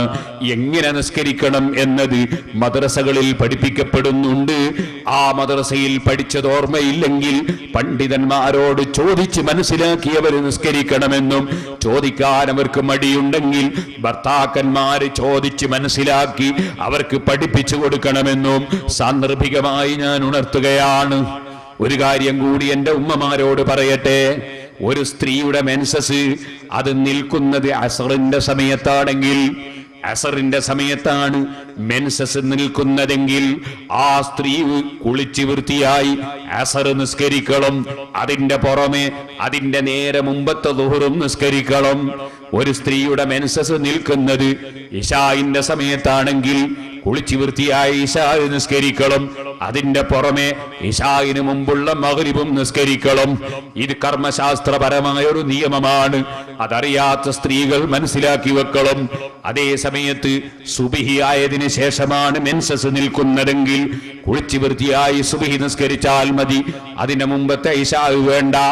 ളുഹർ നിസ്കാരത്തിന്റെ സമയത്താണ് മെൻസസ് നിൽക്കുന്നതെങ്കിൽ കുളിച്ച് വൃത്തിയായി ളുഹറും ളുഹറിന്റെ ശേഷമുള്ളതും നിസ്കരിച്ചാൽ മതി. ളുഹറിന് മുമ്പുള്ള സുബ്ഹി വേണ്ട. മഗ്രിബിന്റെ സമയത്താണ് മെൻസസ് നിൽക്കുന്നതെങ്കിൽ കുളിച്ച് വൃത്തിയായി മഗ്രിബും ശേഷമുള്ള നിസ്കാരങ്ങളും മതി. അസർ നിസ്കാരം നിർവഹിക്കേണ്ടതില്ല. നേരെ മറിച്ച് ഞാൻ ആദ്യം പറഞ്ഞത് മറന്നു പോകണ്ട. അസറിന്റെ സമയത്താണ് മെൻസസ് നിൽക്കുന്നതെങ്കിൽ അതിന് കൂടുതൽ സമയം വേണ്ട. മഗ്രിബ് 6 മണിക്കാണെങ്കിൽ 5:59 5:59 മെൻസസ് നിൽക്കുന്നതെങ്കിൽ കുളിച്ച് മഗ്രിബ് നിസ്കരിക്കണം. അതിന്റെ പുറമെ അസറിന്റെ സമയത്താണല്ലോ മെൻസസ് നിന്നത്, അതുകൊണ്ട് അസർ നിസ്കരിക്കണം. അതിന്റെ നേരെ തൊട്ട് മുമ്പുള്ള ദൂറും നിസ്കരിക്കണം. ഇതുപോലെ സുബ്ഹി 5 മണിക്കാണെങ്കിൽ 4:59 മെൻസസ് നിൽക്കുന്നതെങ്കിൽ തന്നെ ആ സ്ത്രീ അതാ കുളിച്ച് വൃത്തിയായി സുബ്ഹി നിസ്കരിക്കണം. അതിന്റെ പുറമെ ഇശാ നിസ്കരിക്കണം. ഇശാഇന് മുമ്പുള്ള മഗ്രിബും നിസ്കരിക്കണം. ഈ മസ്അല അതിന് വന്ന ഉമ്മമാരെ നിങ്ങൾ ശ്രദ്ധിച്ചു വെക്കണമെന്ന് ഉണർത്തുകയാണ്. പഴയ കാലത്ത് കർമ്മശാസ്ത്രപരമായ നിയമങ്ങൾ ധാരാളം പറയുന്ന വഅദിന്റെ 40 ദിവസം 60 ദിവസം 90 ദിവസമൊക്കെ നീണ്ടു നിൽക്കുന്ന വഅദ് പരമ്പരയുണ്ടായിരുന്നു. ഇല്ലേ പഴയ കാലത്ത്? 40 ദിവസത്തെ വഅദ് ഇല്ലേ? നിങ്ങളൊക്കെ കേട്ടില്ലേ? 40 ദിവസത്തെ വഅദൊക്കെ കേട്ടില്ലേ? പഴയ കാലത്ത് അങ്ങനെ ഉണ്ടായിരുന്നു. ഇപ്പോഴതൊക്കെ പോയി. ഇൽമ് പറയാൻ ആളില്ല, മസ്അല പറയാൻ ആളില്ല, ഫിഖ് പറയാൻ ആളില്ല. ഉണ്ടെങ്കിൽ തന്നെ അവർക്ക് സമയമില്ല. ഉണ്ടെങ്കിൽ തന്നെ കേൾക്കാൻ ആൾക്ക് താല്പര്യമില്ല. അവനവന്റെ ദീനിന്റെ നിയമങ്ങൾ പഠിക്കൽ നിർബന്ധമല്ലേ സഹോദരന്മാരെ? നീണ്ടു നിൽക്കുന്ന കർമ്മശാസ്ത്രപരമായ നിയമങ്ങൾ പറയുന്ന ധാരാളം വേദികൾ അഹ്ലുസുന്നത്തി വൽ ജമാഅത്തിന്റെ പണ്ഡിതന്മാരും പ്രവർത്തകരും ഓരോ മഹല്ലത്തുകളിലും സംഘടിപ്പിക്കണം. മസ്അല നന്നായി പഠിച്ചു വാത് പറയുന്ന പണ്ഡിതന്മാരുണ്ടാകണം. കർമ്മശാസ്ത്ര നിയമങ്ങൾ ജനങ്ങൾക്ക് പറഞ്ഞ് മനസ്സിലാക്കി കൊടുക്കണം. തഖ്വയിലേക്ക് ജനങ്ങളെ ക്ഷണിക്കണം. അതിനാണ് വാദിന്റെ സദസ്. വാദിന്റെ സദസ് എന്ന് പറഞ്ഞാൽ ഉസ്താദിനെ ചീത്ത പറയാനുള്ളതല്ല, ഉസ്താദുമാരെ കുറ്റം പറയാനുള്ളതല്ല, ആലിമീങ്ങളെ ഗ്രൂപ്പ് തിരിച്ച് ചീത്ത പറയാനുള്ളതല്ല, തങ്ങന്മാരെ നിസ്സാരപ്പെടുത്താനുള്ളതല്ല, ഇൽമിന്റെ സദസ് ഗീബത്തും നമീമത്തും ഫിത്നയും ഫസാദും പറയാനുള്ളതല്ല. ഇൽമിന്റെ സദസ് വമൻ അഹ്സനു ഖൗലൻ മിമ്മൻ ദആ ഇലല്ലാഹ്, അല്ലാഹുവിലേക്ക് ജനങ്ങളെ ക്ഷണിക്കുന്നവനേക്കാൾ നല്ല വാക്ക് പറയുന്നവൻ ആരാണെന്ന് പരിശുദ്ധ ഖുർആൻ ചോദിച്ചില്ലേ? അല്ലാഹുവിലേക്ക് ജനങ്ങളെ ക്ഷണിക്കണം, അഥവാ അല്ലാഹുവിന്റെ ദീനിലേക്ക് ക്ഷണിക്കണം. അല്ലാഹുവിനെ പ്രിയം വെക്കുന്ന ജനങ്ങൾ ഇവിടെ ഉണ്ടാകണം. അല്ലാഹുവിനെ ഭയപ്പെടുന്ന ജനങ്ങൾ ഉണ്ടാകണം. അല്ലാഹുവിന്റെ ദീനിന്റെ നിയമം പാലിക്കുന്ന ജനങ്ങൾ ഉണ്ടാകണം. തെറ്റായ പ്രവർത്തനങ്ങളിൽ നിന്ന് മാറി നിൽക്കുന്ന മുത്തഖീങ്ങൾ ഉണ്ടാകണം. അതിന് പ്രചോദനം നൽകാനാണ് വാളിന്റെ സദസ്, ക്ലാസിന്റെ സദസ്, ഇൽമിന്റെ സദസ്. ഈ ബോധം നമ്മെ നിയന്ത്രിക്കണം സഹോദരന്മാരെ. ഞാൻ നീട്ടി സംസാരിക്കുന്നില്ല. എല്ലാ വിഷയങ്ങളിലും പ്രസംഗിച്ച സീഡികളുണ്ട്. വിശദമായ പ്രസംഗം കേൾക്കുന്നവർക്ക് സീഡിയെ ആശ്രയിക്കാം. ഒരു ദിവസം കൊണ്ടെല്ലാം കൂടി പറയാൻ കഴിയില്ലല്ലോ. സുബ്ഹാനല്ലാഹ്, അല്ലാഹുവിന്റെ ദീനിന്റെ നിയമങ്ങളുണ്ടോ പറഞ്ഞാൽ തീരുന്നു. അത് വളരെ വിശാലമായ കടലല്ലേ സഹോദരന്മാരെ. അതിൽ ഒരു ചെറിയ തുള്ളി പോലും നമുക്ക് ലഭിച്ചിട്ടില്ലല്ലോ. ലഭിച്ചവര് മഹാന്മാരായ ഇമാമിങ്ങളല്ലേ, കഴിഞ്ഞുപോയ പണ്ഡിതന്മാരല്ലേ. ആ പണ്ഡിതന്മാര് പഠിപ്പിച്ച നിയമങ്ങൾ അത് നന്നായി മനസ്സിലാക്കി ജീവിതത്തിൽ പകർത്തി തഖ്വയോടെ ജീവിച്ച് മരിക്കണം. കൃത്യമായി നിസ്കരിക്കണം. എന്റെ ഉമ്മമാരെ, കൃത്യമായി നിങ്ങൾ വീട്ടിൽ വെച്ച് നിസ്കരിക്കണം. നിസ്കാരം ഫർള് മാത്രം പോരാ. സ്ത്രീകളോടും പുരുഷന്മാരോടും എന്നോടും പറയട്ടെ, സുന്നത്ത് നിസ്കരിക്കണം. ഫർള് നിസ്കാരത്തിന് വല്ല ന്യൂനതയുമുണ്ടെങ്കിൽ ആ ന്യൂനത അല്ലാഹു തആല നമുക്ക് ആഖിറത്തിൽ വെച്ച് പരിഹരിച്ച് തരിക സുന്നത്ത് നിസ്കാരം ഉണ്ടാകുമ്പോഴാണ്. അതുകൊണ്ട് സുന്നത്ത് നിസ്കാരങ്ങൾ ധാരാളം ജീവിതത്തിൽ കൊണ്ടുവരണം. അതിന് മടിയന്മാരാകരുത്. നമ്മൾ വളരെയേറെ ശ്രദ്ധിക്കണം. നമ്മുടെ നിസ്കാരത്തിന് ന്യൂനതയുണ്ടെന്ന് ഞാൻ പറയേണ്ടതില്ല. നിസ്കാരത്തിൽ കടന്നതിന് ശേഷം നമ്മുടെ മനസ്സിൽ എന്തൊക്കെ വേണ്ടാത്ത വിചാരം വന്നു, എന്തെല്ലാം വികാരം വന്നു, ആ നിസ്കാരം ന്യൂനതയുള്ളതല്ലേ. ആ ന്യൂനതകളൊക്കെ പരിഹരിക്കാൻ പരമാവധി സുന്നത്ത് നിസ്കാരം വർദ്ധിപ്പിക്കലാണ് പരിഹാരമെന്നും നിസ്കരിക്കുന്ന സമയത്ത് സുജൂദിന്റെ സ്ഥലത്തേക്ക് നോക്കി നിസ്കരിക്കലാണ് ഭക്തിയുണ്ടാകാനുള്ള കാരണമെന്നും നിസ്കാരത്തിന് മുമ്പ് മനുഷ്യന്റെ മനസ്സിലുള്ള പ്രശ്നങ്ങളൊക്കെ പരമാവധി മാറ്റിവെച്ചുകൊണ്ട് തുറന്ന മനസ്സോടെ, അതേ വിശാലമായ മനസ്സോടെ, മറ്റ് ചിന്തകളില്ലാതെ നിസ്കാരത്തിലേക്ക് കടക്കുകയാണ് അതിന്റെ മാർഗമെന്നും ഫതുഹുൽ മുഈൻ വിശദീകരിച്ചത് കാണാം. മലമൂത്ര വിസർജനം നടത്തേണ്ടവൻ അത് കഴിഞ്ഞിട്ടേ നിസ്കാരത്തിന് വരാവൂ. ഭക്ഷണത്തിന് വിശക്കുന്നവൻ ഭക്ഷണം കഴിച്ചിട്ടേ നിസ്കാരത്തിന് വരാവൂ. കാരണം നിസ്കാരത്തിൽ ഭക്ഷണത്തിന്റെ ചിന്ത, അതുപോലെ തന്നെ വിസർജനത്തിന്റെ ചിന്ത, അത്തരം ചിന്തകൾ വരാതിരിക്കാൻ മനസ്സ് ഫറാഗോടുകൂടി ഹൃദയം മറ്റുള്ള ജോലികളിൽ നിന്ന് ഒഴിവായി നിസ്കരിക്കുന്നതാണ് ഉത്തമം എന്ന് പണ്ഡിതന്മാരെ രേഖപ്പെടുത്തിയിട്ടുണ്ട്. എന്നാലും നമ്മുടെ മനസ്സിൽ പലപ്പോഴും വേണ്ടാത്ത വിചാരം വരും. അതിനൊക്കെയുള്ള ഏറ്റവും വലിയ പരിഹാരം സുന്നത്ത് നിസ്കാരം വർദ്ധിപ്പിക്കുക. ഇമാം ഗസാലി റളിയല്ലാഹു അൻഹു പറഞ്ഞു, സുന്നത്ത് നിസ്കരിക്കണം ചെറുപ്പക്കാരൊക്കെ. ചില സ്ഥലത്തൊക്കെ വയസ്സുള്ള ആളുകൾക്ക് സുന്നത്ത് കരിക്കും, ചെറുപ്പക്കാർ സുന്നത്ത് നിസ്കരിക്കൂല. നിങ്ങൾ ഇവിടെ ഒക്കെ അങ്ങനെ എനിക്കറിയില്ല. ഇപ്പൊ റമദാൻ മാസം കഴിഞ്ഞിട്ടേ ഉള്ളൂ, വയസ്സന്മാർക്ക് തറാവീഹ് നിസ്കരിച്ചും ചെറുപ്പക്കാരെ ഇറങ്ങിപ്പോയി. നിങ്ങൾ ഇവിടെ ഒക്കെ അങ്ങനെ എനിക്കറിയില്ല. ചില സ്ഥലത്തൊക്കെ അങ്ങനെയാണ്. മുമ്പ് കാലത്ത് ഞാൻ റമദാനിൽ മലപ്പുറം ജില്ലയിൽ വേദന വരാറുണ്ട്. ഇപ്പൊ കുറെ കാലമായിട്ട് വരാറില്ല. അപ്പൊ ഞാൻ കണ്ടതും അങ്ങനെ തന്നെ. വയസ്സുള്ള കുറച്ച് ആളുകൾ നിസ്കരിച്ച് ചെറുപ്പക്കാർ ഇറങ്ങിപ്പോന്നു. അങ്ങനെ ഉണ്ടാകാൻ പാടില്ല. അങ്ങനെ ഉണ്ടാകാൻ പാടില്ല. നിങ്ങൾ നോക്കൂ, ഇവിടെ കുറെ കവുങ്ങുകളുണ്ട്, ഇവിടെ കുറെ തെങ്ങുകളുണ്ട്. ഈ കവുങ്ങിലും തെങ്ങിലും ഒക്കെ കൂടുതൽ തേങ്ങ ഉള്ളത്, കൂടുതൽ അടക്കമുള്ളത് ഏത് കവുമല? പീറ്റ തെങ്ങുമല, പീറ്റ കവുമല. പീറ്റ കവുങ്ങിന്റെ മേലെ ചെറിയ അടക്ക വളരെ കുറച്ച്, പീറ്റത്തെങ്ങിന്റെ മേലെ ചെറിയ തേങ്ങ കുറച്ച്, തൈത്തെങ്ങിന്റെ മേലയിലെ ധാരാളം തേങ്ങയും അടക്കയും ഒക്കെ ഉള്ളത്. അതെന്താ കാരണം? ഈ തൈത്തങ്ങിനറിയാം അല്ലാഹ് എന്നെ പഠിച്ചത് ജനങ്ങൾക്ക് ഫലം കൊടുക്കാനാണ്.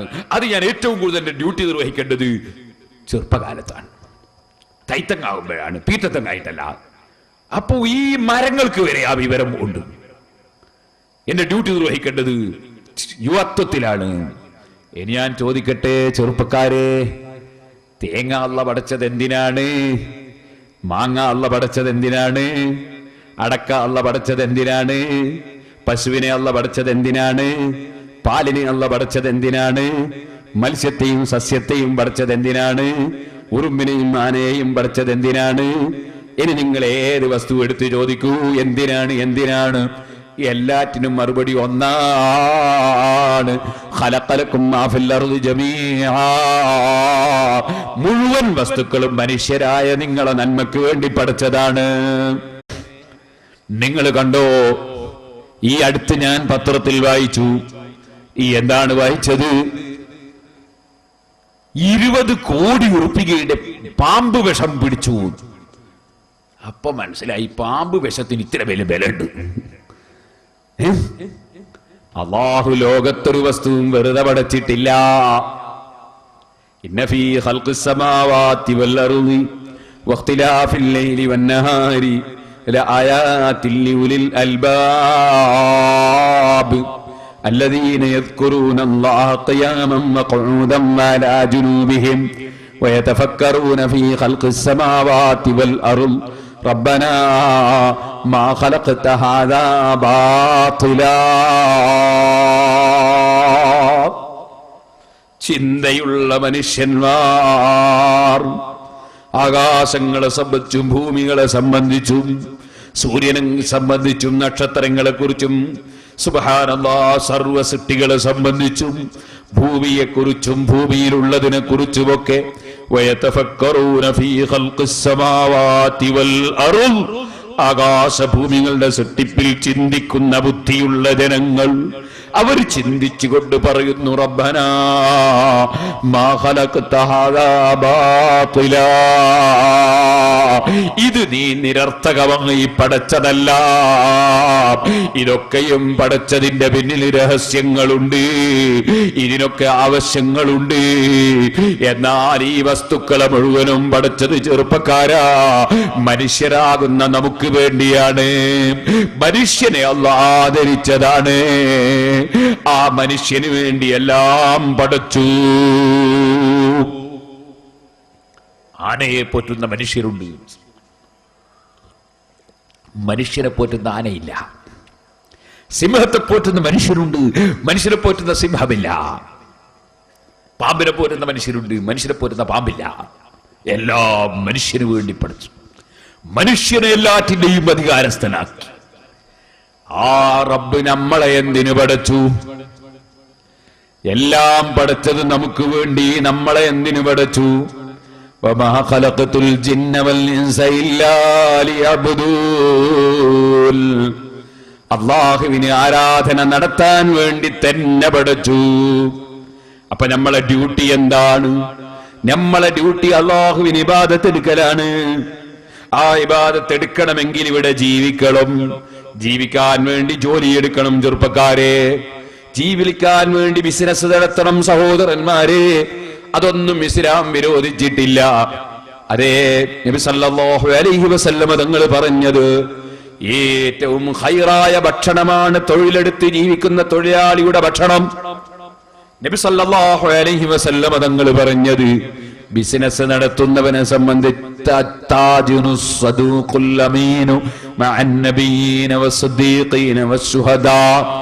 അമ്പിയാക്കളെ കൂടെയാണ്, സിദ്ദീഖീങ്ങളുടെ സുഹദാക്കളെ കൂടെയാണ്. ആര്? സത്യസന്ധനായി വിശ്വസ്തനായി ബിസിനസ് നടത്തുന്ന ബിസിനസ്സുകാരൻ. ചതിക്കുന്നവനല്ല, വഞ്ചിക്കുന്നവനല്ല.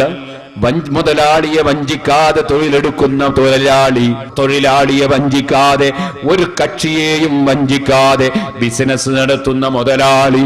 എല്ലാം റബ്ബ് സ്വീകരിച്ചവര് തന്നെ. അള്ളാഹുവിന്റെ റസൂല് പറഞ്ഞു, വിശ്വസ്തനും സത്യസന്ധനുമായി ബിസിനസ് നടത്തുന്നവൻ നബിമാരുടെ കൂടെയാണ്, ശുഹദാക്കളെ കൂടെയാണ്, സിദ്ദീഖീങ്ങളെ കൂടെയാണ്. ചതിച്ചാൽ അവൻ നമ്മളിൽപ്പെട്ടവനല്ല. നബി സല്ലല്ലാഹു അലൈഹി വസല്ലം നടന്നിങ്ങനെ പോകുമ്പോ ഒരു സ്ഥലത്ത് ധാന്യം വിൽക്കുന്നത് കണ്ടു. വിൽക്കുന്ന ധാന്യത്തിന്റെ അടുത്ത് പോയി കൈ അങ്ങനെ തന്നെ ആ ചാക്കിന്റെ ഉള്ളിലേക്ക്, അല്ലെങ്കിൽ പാക്കറ്റിന്റെ ഉള്ളിലേക്ക്, അല്ലെങ്കിൽ ആ ധാന്യം സൂക്ഷിച്ച സ്ഥലത്ത് അതിന്റെ കൂമലിന്റെ ഉള്ളിലേക്ക് കൈ അല്ലാഹുവിന്റെ റസൂൽ അങ്ങ് പ്രവേശിപ്പിച്ചു. അടിയിൽ നിന്ന് ധാന്യം വാരിയെടുത്തു. നനഞ്ഞ ധാന്യം. എന്താണോ നനഞ്ഞ സാധനം വിൽക്കുന്നു? നബിയെ, മഴ പെയ്തപ്പോൾ നനഞ്ഞു പോയതാണ്. ഉടനെ തന്നെ അവിടുത്തെ ചോദ്യം, നനഞ്ഞത് നിനക്ക് മേലെ ഇട്ടുകൂടായിരുന്നോ? ചുവടെ നനഞ്ഞത് വെച്ച് മേലെ ഉണങ്ങിയത് വെച്ച് വിൽക്കുകയല്ലേ നീ? സുബ്ഹാനല്ലാഹ്, ഇപ്പോഴും ചില കച്ചവടക്കാരെ കാണാം, നാരങ്ങ കച്ചവടം. റോഡുകളുടെ മുഖമാക്കിയിട്ട് നല്ല നാരങ്ങ, നല്ല ആപ്പിള്, നല്ല പേരക്ക. സുബ്ഹാനല്ലാഹ്, 1 കിലോ വാങ്ങി വീട്ടിലെത്തി നോക്കിയാൽ മുഴുവനും കേടുള്ളത്. പിന്നെന്ന് വലിച്ചതാണ്. മുന്നിലൊക്കെയും നല്ലതാണ്. ഈ ഒരു സ്വഭാവം കണ്ടപ്പോ നബി സല്ലല്ലാഹു അലൈഹി വസല്ലമ തങ്ങൾ പറഞ്ഞു, മൻ വസ്സഫ ലൈസ മിന്നാ, ചതിക്കുന്നവൻ നമ്മളിൽ പെട്ടവനല്ല. ചതിക്കാൻ പാടില്ല. സഹോദരന്മാരെ, ജോലി വേണം, ബിസിനസ് വേണം, ഒക്കെ വേണം. അതെല്ലാം ജീവിക്കാനാണ്. ജീവിക്കുന്നത് എന്തിനാണ്? അത് അല്ലാഹുവിനെ ഇബാദത്തെടുക്കാനാണ്. ആ ഇബാദത്തിന്റെ രംഗത്തെ ഡ്യൂട്ടി നിർവഹിക്കേണ്ടത് പ്രായമുള്ളവരെക്കാൾ ചെറുപ്പക്കാരാണെന്ന് ഞാൻ എന്റെ യുവാക്കളോട് പറയുന്നു. എന്റെ കാരണവന്മാരോട് പറയല്ല, അത് കേടായി പോകുമോ എന്നറിയില്ല. പക്ഷെ അല്ലാഹുവിന്റെ കോടതിയിലെത്തുമ്പോ എന്റെ പ്രായം ചെന്ന ആളുകൾ, കാരണവന്മാർ എന്നെ പിടികൂടരുതെന്ന് മനസ്സിലാക്കി ഞാൻ എന്റെ കാരണവന്മാരോട് പറയട്ടെ, യുവാക്കൾക്കാണ് ഡ്യൂട്ടി എടുക്കേണ്ടത്. യുവത്വത്തിലാണ് ഏറ്റവും കൂടുതൽ ഡ്യൂട്ടി എടുക്കേണ്ടതെന്ന് ഞാൻ എന്റെ ചെറുപ്പക്കാരോട് പറഞ്ഞതുകൊണ്ട്, ഓ പ്രായമുള്ള കാരണവന്മാരെ, നിങ്ങൾ ഡ്യൂട്ടി നിർത്തരുത് കേട്ടോ. നമ്മൾ പോകുന്നതിന് മുമ്പ് എത്രത്തോളം നമുക്ക് ഡ്യൂട്ടിയിൽ വർക്ക് ചെയ്യാൻ കഴിയുമോ, എത്രത്തോളം നമുക്ക് പ്രവർത്തിക്കാൻ, ഇബാദത്തെടുക്കാൻ കഴിയുമോ, അതല്ലേ നമ്മുടെ സമ്പാദ്യം. ഖൈറുക്കും മൻ ത്വാല ഉംറുഹു വഹസുന അമലുഹു, നിങ്ങളിൽ ഏറ്റവും ഉത്തമന്മാർ ദീർഘായുസ് ലഭിക്കുകയും നല്ല പ്രവൃത്തി ധാരാളം ചെയ്യാൻ തൗഫീഖ് ലഭിക്കുകയും ചെയ്തവരാണെന്ന് മുഹമ്മദുർ റസൂലുള്ളാഹി സല്ലല്ലാഹു അലൈഹി വസല്ലം പഠിപ്പിച്ചിട്ടുണ്ട്. അതുകൊണ്ട് തന്നെ പ്രായമുള്ളവർ ചിന്തിക്കേണ്ടത് ഇബ്നു നബാത്തുൽ മിസ്രി റളിയല്ലാഹു അൻഹു പറഞ്ഞതുപോലെയാണ്. ഇബ്നു നബാത്തുൽ മിസ്രി തങ്ങൾ പറഞ്ഞത് എന്താണ്? താടിയും തലയും ഒക്കെ നരച്ചു തുടങ്ങിയില്ലേ മനുഷ്യ? ഈ പാവപ്പെട്ട എന്നോട് പറയേണ്ട വാക്കാണത്. എനിക്ക് നരച്ചു തുടങ്ങിയിട്ടുണ്ട്. നരച്ചു തുടങ്ങിയവരോട് ഇബ്നു നബാത്തുൽ മിസ്രി തങ്ങളെ ആളുകൾ പറഞ്ഞു, മോനെ, നീ വാഴക്ക കണ്ടിട്ടില്ലേ? വാഴയുടെ മേലെയുള്ള, നേന്ത്രവാഴയുടെ മേലെയുള്ള, മൈസൂർ വാഴയുടെ മേലെയുള്ള, അതുപോലുള്ള വാഴയുടെ മേലെയുള്ള വാഴക്ക കണ്ടിട്ടില്ലേ? ആ പച്ചക്കളറിൽ നിൽക്കുമ്പോ അതിന്റെ തോലിന് മഞ്ഞ കളർ വന്നാൽ അത് ഇരിഞ്ഞെടുക്കാൻ സമയമായി എന്നതിന്റെ തെളിവല്ലയോ? കൊല കൊത്തിയെടുക്കാനായി എന്നതിന്റെ തെളിവല്ലയോ? അതുപോലെ നിന്റെ താടിയിലും മീശയിലും തലയിലുമൊക്കെ രോമത്തിന്റെ കളറ് മാറിയെങ്കിൽ പറിക്കാൻ അടുത്തായി എന്നതിന്റെ തെളിവാണ് കേട്ടോ. പറിക്കുന്നതിന് മുമ്പ് പരമാവധി സമ്പാദിക്കാൻ നോക്കൂ. ചെറുപ്പക്കാരെ വിളിച്ച് ഇബ്നു നബാത്തുൽ മിസ്രി തങ്ങൾ പറഞ്ഞു, ഓ ചെറുപ്പക്കാരാ, പച്ചക്കായ ഇരിഞ്ഞെടുക്കുന്നത് നീ കണ്ടിട്ടില്ലേ? മച്ചിങ്ങ കൊഴിഞ്ഞു പോകുന്നത് കണ്ടിട്ടില്ലേ? നീ അതുപോലെ ഒരുപാട് വസ്തുക്കൾ പച്ചയായ പച്ചമാങ്ങ തച്ചിടുന്നത് കണ്ടിട്ടില്ലേ? അതുപോലെ നിന്റെ യുവത്വത്തിലും നിനക്ക് മരണം സംഭവിക്കാം കേട്ടോ. കുട്ടികളെ വിളിച്ചിട്ട് പറഞ്ഞു, ഓ മക്കളെ, ഉണ്ണിമാങ്ങ കൊഴിഞ്ഞു പോകുന്നത് കണ്ടിട്ടില്ലേ? നിങ്ങൾ അതാ മിടിയിട്ട് വരുമ്പോ ഈച്ച കുത്തി പോകുന്നത് കണ്ടിട്ടില്ലേ? ചെറിയ സാധനങ്ങൾ അതാ ഉരുത്തിരിഞ്ഞു വരുമ്പോൾ തന്നെ നഷ്ടപ്പെട്ടു പോകുന്നത് കണ്ടിട്ടില്ലേ? ഏത് സമയത്തും മരണമാകാം. പോകാൻ ഒരുങ്ങി ജീവിച്ചവൻ വിജയിച്ചവൻ തന്നെ. സുന്നത്തുകൾ വർദ്ധിപ്പിക്കണം. ഓ ചെറുപ്പക്കാരാ, വളരെ മുസീബത്ത് പിടിച്ചൊരു സാധനമുണ്ട്. വലിയ ഉപകാരമുള്ളൊരു സാധനമാണ്. വലിയ മുസീബത്ത് പിടിച്ചൊരു സാധനമുണ്ട്, വലിയ ഉപകാരമുള്ളൊരു സാധനമാണ്. ഈ സാധനമാണത്, മൊബൈൽ ഫോൺ എന്നാണ് അതിന്റെ പേര്. സുബ്ഹാനല്ലാഹ്, കടുത്ത തോന്നിവാസം ചെയ്യേണ്ടവന് അതിനാവശ്യമായതെല്ലാം ഇതിൽ കിട്ടും. സുബ്ഹാനല്ലാഹ്, അത്യാവശ്യത്തിന് വേണ്ടി വന്നാൽ ഹജ്ജിന് പോയവനെ വിളിച്ച് മക്കയിലേക്ക് സംസാരിക്കാനും പറ്റും. വല്ലാത്ത ഉപകാരമുണ്ട്, വല്ലാത്ത ശല്യവുമുണ്ട്. ലുഖ്മാനുൽ ഹകീം തങ്ങളോട് പറഞ്ഞു, മൂപ്പരോട് ഒരു കാലത്ത് മൂപ്പര മുതലാളി പറഞ്ഞു, നീ ഏറ്റവും നല്ല സാധനം കൊണ്ടുവരണം ആട്ടിനെ അറുത്തിട്ട്. സുബ്ഹാനല്ലാഹ്, ലുഖ്മാനുൽ ഹകീം തങ്ങൾ ആട്ടിന്റെ നാവും ആട്ടിന്റെ ഹൃദയവും എടുത്തുകൊണ്ട് കൊടുത്തു, ഏറ്റവും നല്ല സാധനം. പിന്നീട് പറഞ്ഞു, നീ ഒരാട്ടിനെ അറുത്തിട്ട് ഏറ്റവും മോശമുള്ളത് കൊണ്ടുവരണം. മഹാനായ ലുഖ്മാനുൽ ഹകീം തങ്ങൾ അപ്പോഴും കൊടുത്തു, ഹൃദയവും നാവും കൊടുത്തു. മനുഷ്യന്റെ ഹൃദയം നന്നായാൽ ഇത്ര നല്ലൊരു സാധനം ലൗഹുൽ മഹ്ഫൂദ് നോക്കി വായിക്കൂന്ന് ഞാൻ പറഞ്ഞില്ലേ. ചീത്തയായാലോ ഇത്ര മോശമായൊരു സാധനം. ഈമാനിന് പകരം കുഫർ, സുന്നത്തി ജമാഅത്തിന് പകരം പുത്തൻവാദം, സുബ്ഹാനല്ലാഹ്, വിനയത്തിന് പകരം കിബ്ർ, അതുപോലെ തന്നെ സന്തോഷത്തിന് പകരം അസൂയ, അങ്ങനെ തുടങ്ങി എല്ലാ കെട്ടുനാറുന്ന വസ്തുവും ഹൃദയത്തിൽ നിൽക്കും. അതുപോലെ തന്നെ നാവ് നന്നായാൽ എപ്പോഴും ദിക്ർ, സലാത്ത്, ഖുർആനോത്ത്, നല്ലത് സംസാരം. മോശമായാലോ, മോശമായ ചീത്ത പറയല്, തെറി പറയല്, കുറ്റം പറയല്. സുബ്ഹാനല്ലാഹ്, മോശമായ വാക്ക്, ഗീബത്ത്, നമീമത്ത്, ഫിത്ന, ഫസാദ്, കളവ്. രാജാവ് ചോദിച്ചു, എന്തേ നീ ഇന്നാൾ നല്ലത് കൊണ്ടുവരാൻ പറഞ്ഞപ്പോഴും കൊണ്ടുവന്ന് സാധനം ഒന്ന്, ഇപ്പൊ മോശമായത് കൊണ്ടുവരാൻ പറഞ്ഞപ്പോ അപ്പോഴും കൊണ്ടുവന്ന ഒരേ സാധനം. രാജാവേ, ഇത് ഏറ്റവും നല്ലതുമാണ്, ഏറ്റവും ചീത്തയുമാണ്. ഇതുപോലെയല്ലേ മൊബൈൽ ഫോണിന്റെ കഥ. ഏറ്റവും മനുഷ്യനെ നശിപ്പിക്കുന്ന ഒരു സാധനം, ഏറ്റവും നല്ല ഉപകാരമുള്ള സാധനം. ഓ ചെറുപ്പക്കാരാ, ഇത് നിനക്ക് അല്ലാഹു തന്നത്. നിനക്കിതിൽ അതാ വേണ്ടാത്ത പാട്ട് കേൾക്കാനല്ല, വേണ്ടാത്ത ചിത്രം നോക്കാൻ ല്ല, വേണ്ടാത്തത് ആസ്വദിക്കാനല്ല, ഉറങ്ങുന്ന സമയത്ത് ഇതിന്റെ ട്യൂണും കേട്ട് കിടന്നുറങ്ങാനല്ല. ഉറങ്ങുന്ന സമയത്ത് നീ ആയത്തുൽ കുർസി ഓതിക്കിടക്കൂ, അതുപോലെ ഒതുവെടുത്തിട്ട് കിടന്നുറങ്ങൂ, നീ ഖുർആൻ ഓതിക്കിടക്കൂ, നീ ദിക്ർ ചൊല്ലിക്കിടക്കൂ, ഒരു 33 സുബ്ഹാനല്ലാഹ് ചൊല്ലൂ, ഒരു 33 അൽഹംദുലില്ലാഹ് ചൊല്ലൂ, ഒരു 34 അല്ലാഹു അക്ബർ ചൊല്ലൂ. 100 ദിക്ർ. നീ ഇതാ നിന്റെ അക്കൗണ്ട് ക്ലോസ് ആക്കുന്ന സമയമാണ്, ഉറക്കിന്റെ സമയം. ഇതുവരെയുള്ള കർമ്മങ്ങളൊക്കെ നിന്റെ അക്കൗണ്ടിലേക്ക് ഇട്ടിട്ട് അക്കൗണ്ട് ക്ലോസ് ആക്കുന്ന സമയമാണ്. വരവുണ്ട്, ചെലവുണ്ട്. രാവിലെ മുതലേ നീ ചെയ്ത തെറ്റുകൾ ചെലവിന്റെ ഇനത്തിലാണ്, നീ ചെയ്ത സൽക്കർമ്മങ്ങൾ വരവിന്റെ ഇനത്തിലാണ്. ഏതാണ് തൂങ്ങുന്നതെന്ന് മനസ്സിലായിട്ടില്ല. ഉറങ്ങാൻ കിടക്കുന്ന സമയമല്ലേ, 1000 പ്രതിഫലം കിട്ടുന്ന ഒരു 100 ദിക്ർ, ഒരു 33 സുബ്ഹാനല്ലാഹ്, ഒരു 33 അൽഹംദുലില്ലാഹ്, ഒരു 34 അല്ലാഹു അക്ബർ ചൊല്ലിയിട്ട് കിടന്നാൽ നിന്റെ അക്കൗണ്ട് ക്ലോസ് ആക്കുന്ന സമയത്ത് 1000 പ്രതിഫലം നിന്റെ അക്കൗണ്ടിലേക്ക് കിട്ടിയിട്ടോ. ദിക്റും ഖുർആനുമായി കിടന്നുറങ്ങുക, ട്യൂണും കേട്ട് കിടന്നുറങ്ങല്ലേ ചെറുപ്പക്കാരാ.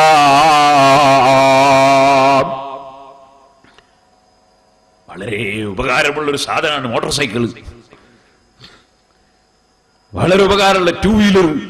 കാരണം ചെറിയ ചെലവ് കൊണ്ട് വളരെ പെട്ടെന്ന് പോയി വരാൻ കഴിയും. വളരെ മുസീബത്ത് പിടിച്ചൊരു സാധനമാണ് 2 വീലർ.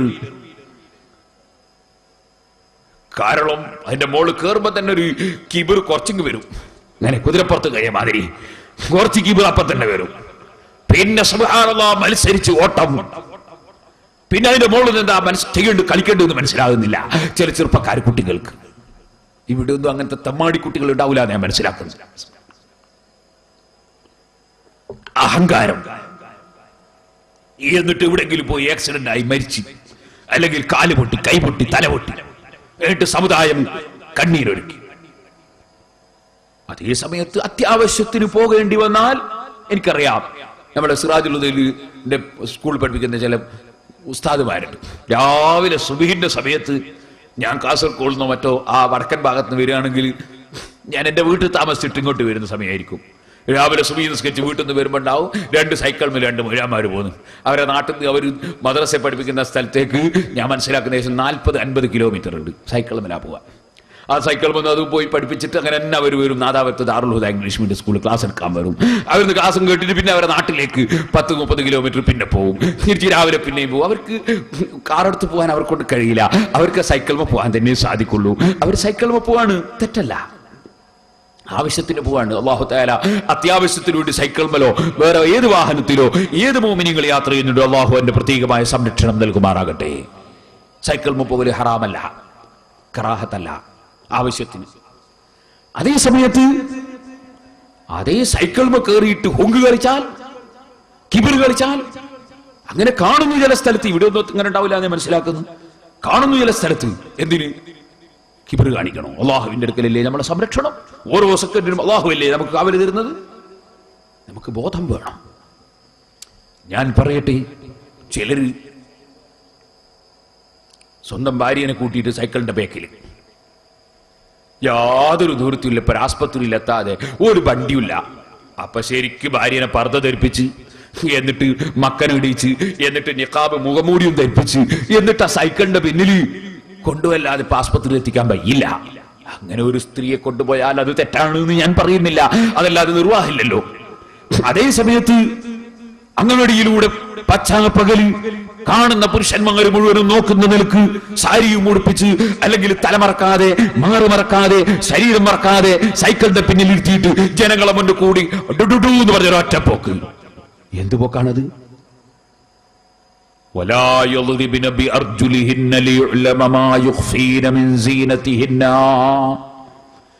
ഓ സ്ത്രീകളെ, നിങ്ങളെ കാലിന് ധരിച്ച ചെരുപ്പ് കാരണത്താലോ കാലിന് ധരിച്ച പാദസരം കാരണത്താലോ ആഭരണം കാരണത്താലോ അതേ കരയുന്ന ചെരുപ്പ് കാരണത്താലോ ഏത് വിധത്തിലാണെങ്കിലും ശരി, നിങ്ങളെ കാലെടുത്ത് വെച്ചുകൊണ്ടുള്ള ശബ്ദം പോലും കേൾപ്പിച്ച് മറ്റൊരു പുരുഷൻ തിരിഞ്ഞു നോക്കാൻ അവസരമുണ്ടാക്കരുത് കേട്ടോ. ഖുർആൻ സ്ത്രീകളോട് കൽപ്പിച്ചില്ലേ, വഖർന ഫീ ബുയൂതികുന്ന വലാ തബറജ്ന തബറുജൽ ജാഹിലിയത്തിൽ ഊലാ വഖിംനസ്സലാ. സ്ത്രീകളെ വീട്ടിലടങ്ങി ഒതുങ്ങി കഴിയണം, കൃത്യമായി നിസ്കരിക്കണം, ജാഹിലിയ കാലം പോലെ ഭംഗി പ്രകടിപ്പിച്ച് നീങ്ങരുത്. ഖുർആൻ നിർദ്ദേശം നൽകിയില്ലേ?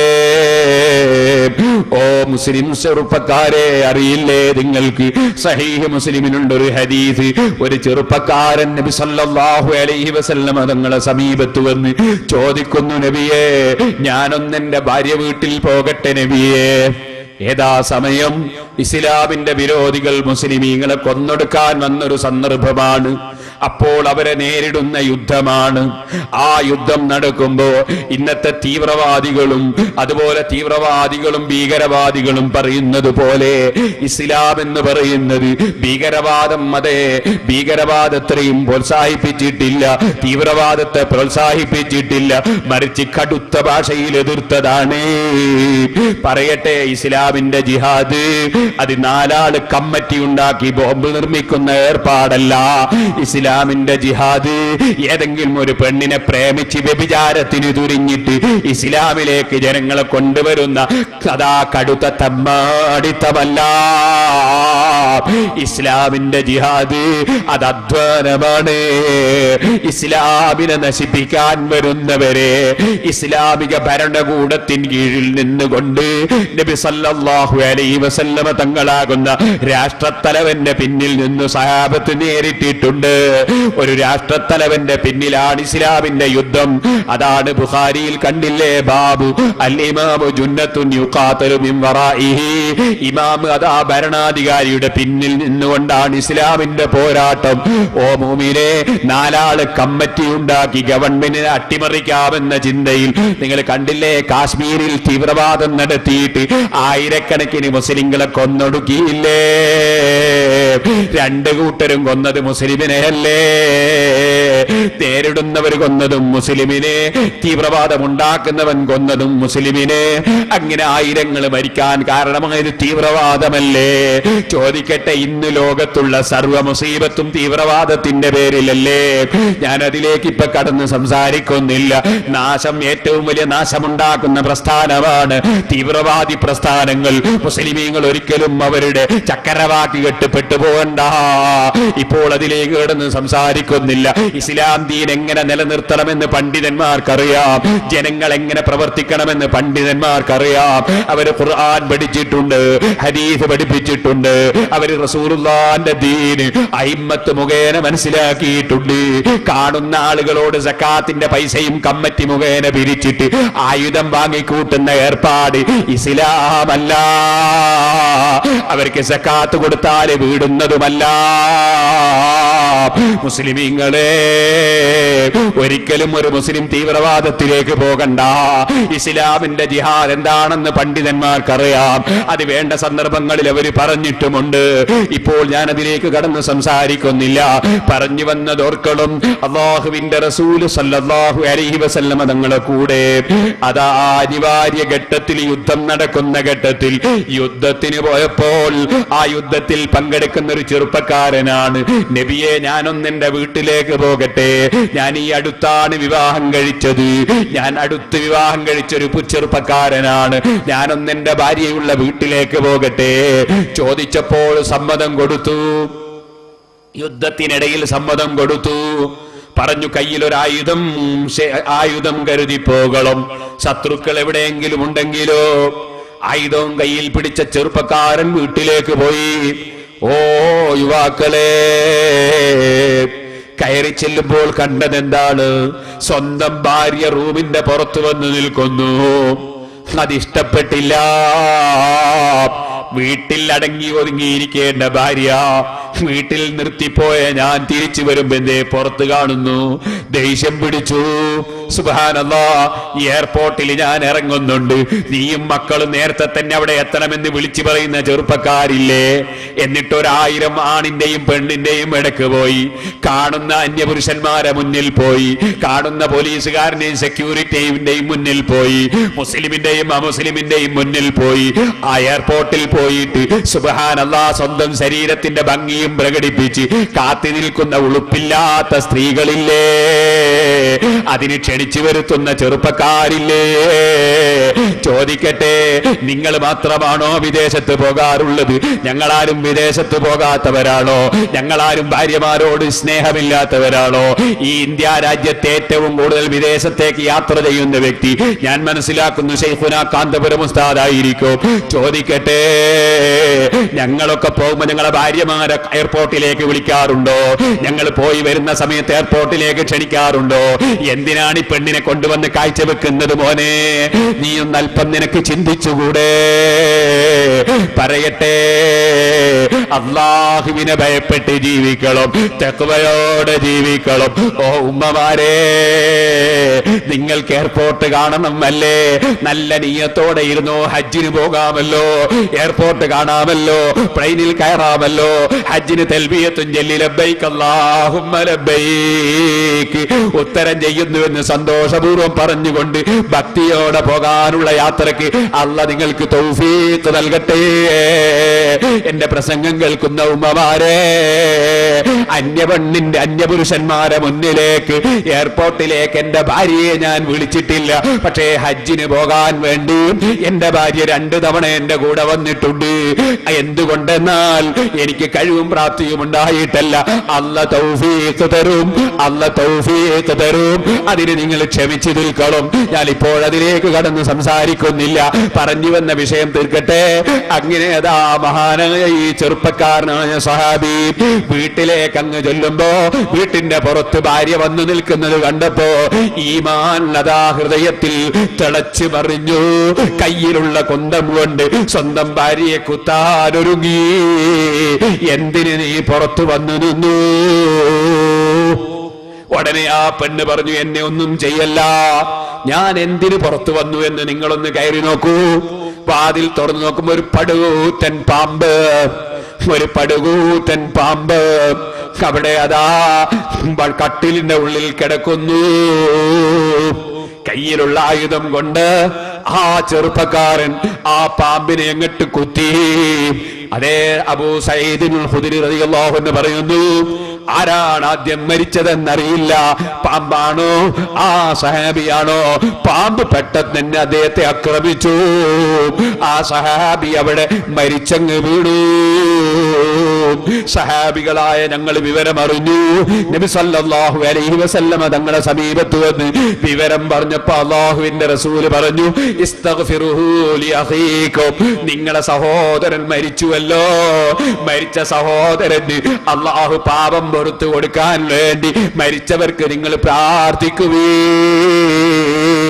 മരിച്ചാ പിന്നെ മരിച്ചവർക്ക് ദ്വാരന്നൂടാന്ന് പറയുന്ന ഒരു കൂട്ടരുണ്ട്. അവരും ദീനും തമ്മിൽ ബന്ധമില്ല കേട്ടോ. ഇസ്തഗ്ഫിറൂ ലി അഖീകും, നിങ്ങളെ മരിച്ചുപോയ സഹോദരന് വേണ്ടി നിങ്ങൾ പൊറുക്കലിനെ ചോദിക്കുവീൻ. എന്നിട്ട് പറഞ്ഞു, ഒരാൾ മരിച്ചാൽ നമ്മുടെ ബാധ്യത ഏതാണ്? അവർക്ക് വേണ്ടി ദ്വാരക്കുക. അത് പറഞ്ഞിട്ട് നബി സല്ലല്ലാഹു അലൈഹി വസല്ലം പറഞ്ഞു, ഇന്നലിൽ ബൈത്തിൽ അവാമിറ, വീടുകൾക്ക് ചില വീട് പരിപാലിക്കുന്ന ജിന്നുകളുണ്ട്. ചില വീട് പരിപാലിക്കുന്ന ജിന്നുകളുണ്ട്, പാമ്പുകളുണ്ട്. ജിന്ന് പാമ്പ് കോലത്തിലുണ്ടാവും ചിലപ്പോൾ. അതുകൊണ്ടൊരു പാമ്പിനെ നിങ്ങൾ വീട്ടിൽ കണ്ടാൽ അതിനോട് ഇറങ്ങിപ്പോകാൻ പറയണം. 3 തവണ പറയണം, അല്ലെങ്കിൽ 3 പ്രാവശ്യം പറയണം. എന്നിട്ട് നിങ്ങൾ പാമ്പിനെ കൈകാര്യം ചെയ്യാവൂ എന്ന് നബി സല്ലല്ലാഹു അലൈഹി വസല്ലം തങ്ങൾ വസിയ്യത്ത് ചെയ്തു. അബൂ സഈദ് അൽ-ഖുദരി റളിയല്ലാഹു അൻഹു ഒരു കട്ടിലിന്റെ മേലെ വെച്ച് നിസ്കരിച്ചു കൊണ്ടിരിക്കുമ്പോൾ ആ കട്ടിലിന്റെ ഉള്ളിൽ ഒരു പാമ്പിനെ കണ്ടിട്ട് ആളുകൾ മൂപ്പര് നിസ്കരിക്കുന്ന സമയത്ത് കൊല്ലാൻ നോക്കുകയാണ്. അപ്പൊ നിസ്കാരത്തിൽ കൈകൊണ്ട് കാണിച്ചു കൊടുത്ത്, കൊല്ലണ്ട, നിസ്കാരം ബാത്തിലാത്ത രൂപത്തിൽ കാണിച്ചു കൊടുത്തു. നിസ്കാരത്തിൽ എന്തെങ്കിലും കളി കളിക്കാൻ പാടില്ല, നിസ്കാരത്തിൽ എന്തെങ്കിലും കളി കളിക്കാൻ പാടില്ല. ഇപ്പോ ചിലർക്ക് നിസ്കാരം മുഴുവൻ ബാത്തിലാക്കലാണ്. സമി അല്ലാഹു ലിമൻ ഹമിദാനെ പിന്നെ ഇതിങ്ങനെ ആട്ടല, നിസ്കാരം ബാത്തിലായി പോയി. അത് അടക്കിയോടെ വെച്ചൂടെ? അത് ഈ ക്ലോക്കിന്റെ പെൻഡിൽ പോലെ ഇങ്ങനെ ആട്ടണം, അത് അടക്കിയോടെ വെച്ചൂടെ? അതുപോലെ തന്നെ ചിലർ നിസ്കാരത്തിലേക്ക് കടന്നാ പിന്നെ ശൈത്താൻ തോന്നിപ്പിക്കും, കുപ്പായം ചൂടിഞ്ഞിട്ടുണ്ട്, ഇതിനെ കുപ്പായം പിടിച്ചൊരു താഴ്ത്തല. ഒക്കെ വിവരക്കേട്. ഞാൻ പറഞ്ഞു വന്നത്, നിസ്കാരത്തിലും എല്ലാം കൈകൊണ്ട് കാണിച്ചു കൊടുത്തു, കൊല്ലണ്ട.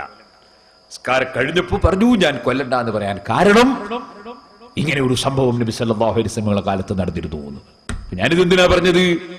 അന്നത്തെ സഹാബത്തിന്റെ ഈമാൻ, സ്വന്തം ഭാര്യ, അടുത്ത് വിവാഹം കഴിച്ച ഭാര്യ പുറത്തു വന്നത് കണ്ടപ്പോൾ ഇഷ്ടപ്പെട്ടില്ല, കുന്തം കൊണ്ട് ഓങ്ങി. സംഗതി കുത്താനായിരിക്കൂല, പേടിപ്പിക്കാനായിരിക്കാം, ഏതെങ്കിലും കുന്തം കൊണ്ട് ഓങ്ങി. ആ നിലക്ക് സഹാബത്ത് അവരവരുടെ സ്ത്രീകൾ അടങ്ങി ഒതുങ്ങി നിൽക്കണം എന്ന് ചിന്തിച്ചു. അതുകൊണ്ട് ചെറുപ്പക്കാരെ, ഞാൻ നേരത്തെ പറഞ്ഞ അനിവാര്യമായ ഒരു ഘട്ടത്തിൽ ഭാര്യനെയും കൂട്ടി ശരീരം പൂർണ്ണമായി മറിച്ച് വേറെ വാഹനമൊന്നും ഇല്ലാത്ത സമയത്ത് ഒരാൾ സൈക്കിൾമ പോയാൽ അവരൊക്കെ നമ്മൾ തെറ്റിദ്ധരിക്കണ്ട. അതേ സമയത്ത് മറ്റുള്ള പുരുഷന്മാർ കാണുന്ന വിധത്തിലും ആകർഷിപ്പിക്കപ്പെടുന്ന വിധത്തിലും സൈക്കിൾമ കയറ്റി ചെറുപ്പക്കാരികളായ കുട്ടികളെയും കൂട്ടി ചെറുപ്പക്കാരികളെയും കൂട്ടി റോട്ടുമ്മലൂടെ പടപടപട എന്ന് പറഞ്ഞു പോകുന്ന ഏർപ്പാട് ശരിയല്ല. ഇതുപോലെ ഞാൻ പറയട്ടെ സഹോദരന്മാരെ, നമ്മൾ അള്ളാഹു കൽപ്പിച്ചതൊക്കെ എടുക്കണം, അള്ളാഹു വിരോധിച്ചതൊക്കെ ഒഴിക്കണം. അള്ളാഹു തന്ന നാവ് കൊണ്ട് അനാവശ്യം പറയരുത്, ചീത്ത പറയരുത്, തെറി പറയരുത്, ദിക്റ് ചൊല്ലണം, സലാത്ത് ചൊല്ലണം. ആരോടും അസൂയ ഉണ്ടായിരുന്നു. വല്ലാത്തൊരു രോഗമാണ് അസൂയ. ഞാൻ മിന്നാന്ന് കണ്ണൂരിൽ നിന്ന് പ്രസംഗിക്കുമ്പോൾ ഞാൻ പറഞ്ഞു, കുറേ ആളുകൾ ഇങ്ങനെ കാറിൽ പോകുന്നു. ഞാൻ പറഞ്ഞു, കാറിൽ പോകുന്നത് കാണുമ്പോൾ ബസ്സിൽ പോകുന്ന ആളുകൾ ദ്വാരക്കണം, പഠിച്ചവനെ കാറിൽ ഇനിയും കുറേ ആളുകൾ പോകാൻ അവസരം ഉണ്ടാവണോ എന്ന് ദ്വാരക്കണം. അതെന്തിനാണെന്ന് ചോദിച്ചു. ഞാൻ പറഞ്ഞു, എന്നാ ബസ്സിൽ അത്ര തിരക്ക് കുറയൂലേ? ബസ് പോകുന്നവർക്ക് അത്ര തിരക്ക് കുറഞ്ഞിട്ടില്ല. കുറേ ആൾ കാറിൽ പോയാൽ ബസ്സിൽ അത്രയും തിരക്ക് കുറഞ്ഞില്ലേ? അതേസമയത്ത് ബസ് പോകുമ്പോൾ കാറിൽ പോകുന്നവനോട് അസൂയ തോന്നരുത്, കാറിൽ പോകുന്നവന് എയറോപ്ലെയിനിൽ പോകുന്നവനോട് അസൂയ തോന്നരുത്. സുബ്ഹാനല്ലാഹ്, നിങ്ങൾ മനസ്സിലാക്കണം. നമ്മളെ തൊട്ടടുത്തൊരു വീട്ടുകാരൻ, അയാൾ വലിയ പണക്കാരനായി വലിയ പുരണ്ടാക്കി ഒരുപാട് എസ്റ്റേറ്റും ബിൽഡിംഗും ഒക്കെ. അപ്പൊ നമുക്ക് നല്ല സന്തോഷം ഉണ്ടാവണം. അല്ലാഹു തആല എൻ്റെ അയൽവാസിക്ക് ധാരാളം കൊടുത്തല്ലോ, അൽഹംദുലില്ലാ, വലിയ സന്തോഷം വേണം. കുറച്ച് പണിയുണ്ട്. തൊട്ടടുത്ത പുരക്കാർ ഉഷാറാകുമ്പോ, തൊട്ടടുത്ത പീടിയ കച്ചവടം കിട്ടുമ്പോ മനസ്സ് സന്തോഷിക്കണമെങ്കിൽ അതിന് ഔലിയാക്കളെ മനസ്സായിട്ട്. ഞാൻ സാധാരണ പറയാറുണ്ട് തമാശക്ക്, നിസ്കരിച്ചിരുന്നിട്ട് ദ്വാരക്ക ഇമാമ് അല്ലാഹുമ്മ ഗ്ഫിർ ലനാ വർഹംനാ, അല്ലാഹുവേ പുറത്തു തരണേ, കാരുണ്യം ചെയ്യണേ, ഞങ്ങൾക്ക് ഗുണം ചെയ്യണേ, ഉപ്പാക്കും ഗുണം ചെയ്യണം, മാപ്പാക്കും ഗുണം ചെയ്യണം, ഉമ്മാക്കും ഗുണം ചെയ്യണം, ഇങ്ങനെ ദ്വാരപോലെ ജീറാനിനെ അയൽവാസികൾക്കും ഗുണം ചെയ്യണേ എന്ന് പറയുമ്പോൾ ആമീൻ അർത്ഥം അറിയെങ്കിൽ പലരും ആമീൻ പറയൂല. അയൽവാസികൾക്ക് ഗുണം ചെയ്യും, തൊട്ടടുത്ത വർക്കാരന് ഗുണം കിട്ടണമെന്ന് ചിന്തിക്കുന്ന മനുഷ്യന്മാർ വളരെ കുറവാ. തൊട്ടടുത്ത വർക്കാരം വളരെ ഉഷാറാകുമ്പോൾ നമ്മളെ മനസ്സിൽ നല്ല സന്തോഷം ഉണ്ടാവണം. എന്തിനാ വലിയാരെ അവൻ ഉഷാറാകുന്ന നമുക്ക് സന്തോഷം. അയാളെടുത്ത് ധാരാളം ഉണ്ടെങ്കിൽ അയാളോട് പിരിവാങ്ങിയിട്ട് നമുക്ക് മദ്രസ നടത്തിക്കൂടെ, നമുക്ക് പള്ളി നടത്തിക്കൂടെ? അങ്ങനെ പള്ളിക്ക് മദ്രസ ഒക്കെ അയാളെടുത്ത് കിട്ടണേ, അയാളെടുത്ത് ഉണ്ടാണ്ടേ? കലത്തിലില്ലാതെ വെള്ളം കഴിയോ? അപ്പൊ കലത്തിൽ ഉണ്ടാകണ്ടേ? അയാൾക്ക് ഉണ്ടാവണമെന്ന് വിചാരിക്കണം. അതിന് മുസ്ലിയാരെ ഒരൊറ്റനായാക്കാശ് ഒരു മദ്രസക്കും കൊടുക്കൂല, ഒരു പള്ളിക്കും കൊടുക്കൂല. അങ്ങനത്തെ ബഖീലാണ് അയാൾ. ഓ ആയിക്കോട്ടെ, എന്നാ പിന്നെ നമുക്ക് അയാളോട് കടം വാങ്ങാം, അയാളോട് കടം വാങ്ങിച്ചൂടെ? മുസ്ലിയാരെ ഒരൊറ്റനായാക്കാശ് അയാൾ കടവും കൊടുക്കൂല, അങ്ങനത്തെ ആന ബഖീല. എന്നാലും നമ്മൾ സന്തോഷിക്കണ അയാൾക്ക് ഉണ്ടാവുമ്പോ അതെന്തിനാ? അയാള് നമ്മളോട് കടം ചോദിക്കൂലല്ലോ. അയാളെടുത്ത് ധാരാളുണ്ട്, പിന്നെ നമ്മളോട് അയാൾ കടം ചോദിക്കൂലല്ലോ. അവൻ നമ്മൾ രക്ഷപ്പെട്ടില്ലേ? ഒരാൾക്ക് ഉള്ളത് കൊണ്ട് നമുക്ക് എന്താ ദോഷം? ഒരാൾക്ക് എന്തെങ്കിലും ഉണ്ടാകുന്നതുകൊണ്ട് നമുക്ക് എന്താ ദോഷം? നേരെ മറിച്ച് ഇല്ലെങ്കിലല്ലേ കുഴപ്പം. അതുകൊണ്ട് ദുന്യാവ് കിട്ടുന്നുവെങ്കിലും ആഖിറം കിട്ടുന്നുവെങ്കിലും സഹോദരന് കിട്ടുന്നതിൽ സന്തോഷിക്കണം. അതാണ് യഥാർത്ഥ മുസ്ലിം. അഹിബ്ബ ലിന്നാസി മാ തുഹിബ്ബു ലിനഫ്സിക തകുൻ മുസ്ലിമാ. നിന്റെ സ്വന്തം ശരീരത്തിന് നീ എന്ത് ഇഷ്ടപ്പെടുന്നുണ്ടോ അത് നീ മറ്റ് ജനങ്ങൾക്ക് ഇഷ്ടപ്പെടണം. അപ്പോഴാണ് നീ മുസ്ലിം ആകുന്നതെന്ന് മുഹമ്മദുർ റസൂലുള്ളാഹി സ്വല്ലല്ലാഹു അലൈഹി വസല്ലം തങ്ങളുടെ പ്രസ്താവന. നിന്റെ സ്വന്തം നഫ്സിന് നിനക്ക് എന്താ ഇഷ്ടോ? നിന്റെ കടയിൽ നല്ല കച്ചവടം ഉണ്ടാവും, എന്നാ മറ്റവന്റെ കടയിൽ ഉണ്ടാവുമ്പോൾ സന്തോഷിക്കണം. എന്റെ മക്കളൊക്കെ നന്നാണ്, എന്നാ ബാക്കിയുള്ളവന്റെ മക്കളും നന്നാണ്. ഞാൻ നല്ല ആരോഗ്യം ഉണ്ടാവും, എന്നാ മറ്റുള്ളവർക്കും ആരോഗ്യം ഉണ്ടാവണം. എനിക്ക് ധാരാളം കൃഷി വേണം, എന്നാ മറ്റുള്ളവർക്കും വേണം. എനിക്ക് ധാരാളം ഇൽമു വേണം, എന്നാ ബാക്കിയുള്ളവർക്കും വേണം. നിനക്കെന്ത് ഇഷ്ടപ്പെടുന്നോ അത് നീ മറ്റുള്ളവർക്ക് ഇഷ്ടപ്പെടും. അപ്പോഴാണ് മുസ്ലിം ആകുന്നത്. നേരെ മറിച്ച് സങ്കുചിത മനസ്ഥിതി. നമ്മളൊരു ബസ്സിന് കൈ കാണിച്ച്, ആ ബസ് കൈ കാണിച്ചപ്പോൾ ഡ്രൈവർ നിർത്തിയില്ല. അപ്പോൾ ഓനെ കുറെ ചീത്ത പറഞ്ഞ്, ഹാമുക്ക് നിർത്താണ്ട് പോയി, എനിക്ക് കോഴിക്കോട്ട് വളരെ പെട്ടെന്ന് എത്തേണ്ടിയുണ്ട്, എന്താ വന്ന് ചവിട്ടുമ്പോഴേക്ക് എന്ത് വരാനാ? സുബ്ഹാനല്ലാഹ്, 9:30 മണിക്ക് പോകേണ്ട ബസ് 9:50 വന്നത്. 9:50 വേറൊരു ബസ് ഈ റൂട്ടിൽ പോകേണ്ടതുണ്ട്. അയാള് ടയർ ചീത്തയായിട്ട് സമയം പോയതാണ്. അപ്പൊ ഇപ്പൊ വണ്ടിയിൽ ആളെടുത്താൽ മറ്റേ ബസ്സിന്റെ ആളെടുത്തു വന്ന അനീതിയാണ്. ബാക്കിൽ തന്നെ ഒരു ബസ് ഉണ്ട്, അതിൽ കയറേണ്ട ആളുകൾ ഇപ്പൊ ഇവൻ പെറുക്കിയാ മോശമല്ലേ? ഇയാൾ നീതി പുലർത്തിയതാണ്, നിർത്താതെ പോയി. പക്ഷെ നമ്മൾക്കുണ്ടോ ഒരാളെ കുറ്റം പറയുമ്പോ തിരിച്ചും പറഞ്ഞു ആലോചന? നമ്മൾ ഉടനെ തന്നെ ഡ്രൈവറെ ചീത്ത പറഞ്ഞില്ലേ, ഹാമക്ക് ചവിട്ടാണ്ട് പോയി. വാസ്തവത്തിൽ അവനല്ല ഹാമക്ക് പറഞ്ഞ, നീയാ ഹാമക്ക്. ഇരിക്കട്ടെ, അവൻ നീതി പുലർത്തിയവനാണ്. മറ്റേ ബസ്സിന്റെ ആളെ ഞാൻ എടുക്കാൻ പാടില്ല, ആളുകൾക്ക് നിർത്താതെ പോയതാണ്. അത് കഴിഞ്ഞ് കുറച്ചപ്പുറത്തെത്തി, അവനങ്ങ് പോയി. ഉടനെ ബേക്കിൽ ഒരു ബസ് വന്ന് ആ ബസ് കൈ കാണിച്ച് നിർത്തി, ആളെ കൊണ്ട് നിർത്തി. കയറി, നമ്മൾ കയറി കുറച്ചപ്പുറത്തി, ഒരു 100-150 മീറ്റർ. അപ്പൊ വേറെ ആള് കൈ കാണിച്ച് ബസ് അവിടെ നിർത്തി, അയാളെ എടുത്ത്. പിന്നെ ഒരു 200 മീറ്റർ അപ്പുറത്ത് ഒരു പെണ്ണ് കൈ കാണിച്ച്, അവിടെ നിർത്തി, അവളെ എടുത്ത്. പിന്നെ ഒരു 150 മീറ്റർ ബാസിലുള്ള ആൾ കൈ കാണിച്ച്, അവിടെ നിർത്തി. അപ്പൊ ഇയാള് ഇത് കാണുന്നിടത്തൊക്കെ ചവിട്ടുന്ന ബസ് ഇതപ്പോ കോഴിക്കോട്ടെത്തുക. ഓ, നമ്മൾ കൈ കാണിച്ചാൽ നിർത്തണം, കയറ്റണം, പിന്നെ ഒരൊറ്റ പോക്ക് കോഴിക്കോട്ടേക്ക്. എന്തൊരു നല്ല മനസ്സാന്നറിയോ? ഈ രൂപത്തിലാകാതെ മനസ്സ് ശുദ്ധിയാകണം. അപ്പോഴാ തഖ്വ. ആരോടും അസൂയ ഉണ്ടാകരുത്, ഞാനൊരു വലിയവനാണെന്ന ചിന്ത ഉണ്ടാകരുത്, എനിക്കെന്തിനും കഴിയുമെന്ന ചിന്ത ഉണ്ടാകരുത്. വലിയവനൊന്നേ ഉള്ളൂ, അല്ലാഹു അക്ബർ. അല്ലാഹ് വലിയവനാണ്, മറ്റുള്ളവരൊന്നും വലിയവരല്ല. ആ റബ്ബാണ് എല്ലാവർക്കും കൊടുക്കുന്നത്, അതിൽ എനിക്ക് പരാതിയില്ല. വിശാലമായ മനസ്സോടെ മനുഷ്യൻ ജീവിക്കണം. ഞാൻ എന്റെ പ്രസംഗം നിർത്തട്ടെ. ഒരു തത്വം കൂടി നിങ്ങളോട് പറയുന്നു. ഇങ്ങോട്ട് ആരെന്ത് തെറ്റ് ചെയ്തോ ചെയ്തവന് പൊരുത്തപ്പെട്ടു കൊടുക്കണം. അങ്ങോട്ട് നമ്മൾ എന്ത് തെറ്റ് ചെയ്തോ അതെപ്പോഴും ഓർമ്മിക്കണം. ഇങ്ങോട്ട് ചെയ്ത തെറ്റ് ഓർമ്മിക്കാൻ പാടില്ല, ഇങ്ങോട്ടൊരു മനുഷ്യൻ ചെയ്ത തെറ്റ് ഓർമ്മിക്കാൻ പാടില്ല. സ്വർഗത്തിൽ കടക്കണോ? മുത്തഖീങ്ങൾക്കാണ് സ്വർഗം. ഉഇദ്ദത്തിൽ മുത്തഖീൻ. ആരാണ് മുത്തഖീങ്ങൾ? അല്ലദീന യുൻഫിഖൂന ഫിസ്സറായി വല്ലറായി വൽകാളിമീനൽ ഗൈള വൽആഫീന അനിന്നാസ്. ജനങ്ങൾക്ക് വിട്ടുവീഴ്ച ചെയ്യുന്ന മുത്തഖീങ്ങൾക്കാണ് സ്വർഗം. ജനങ്ങൾക്ക് വിട്ടുവീഴ്ച ചെയ്യണം. സാമ്പത്തിക ശേഷി ഉള്ളപ്പോഴും ഞെരുക്കമുള്ളപ്പോഴും കഴിവനുസരിച്ച് ധർമ്മം ചെയ്യണം, ചെലവാക്കണം. ഉണ്ടാക്കണം. അതുപോലെ ദേഷ്യം വിളിച്ചാ ദേഷ്യം അങ്ങ് മനസ്സിൽ മൂടി വെക്കണം.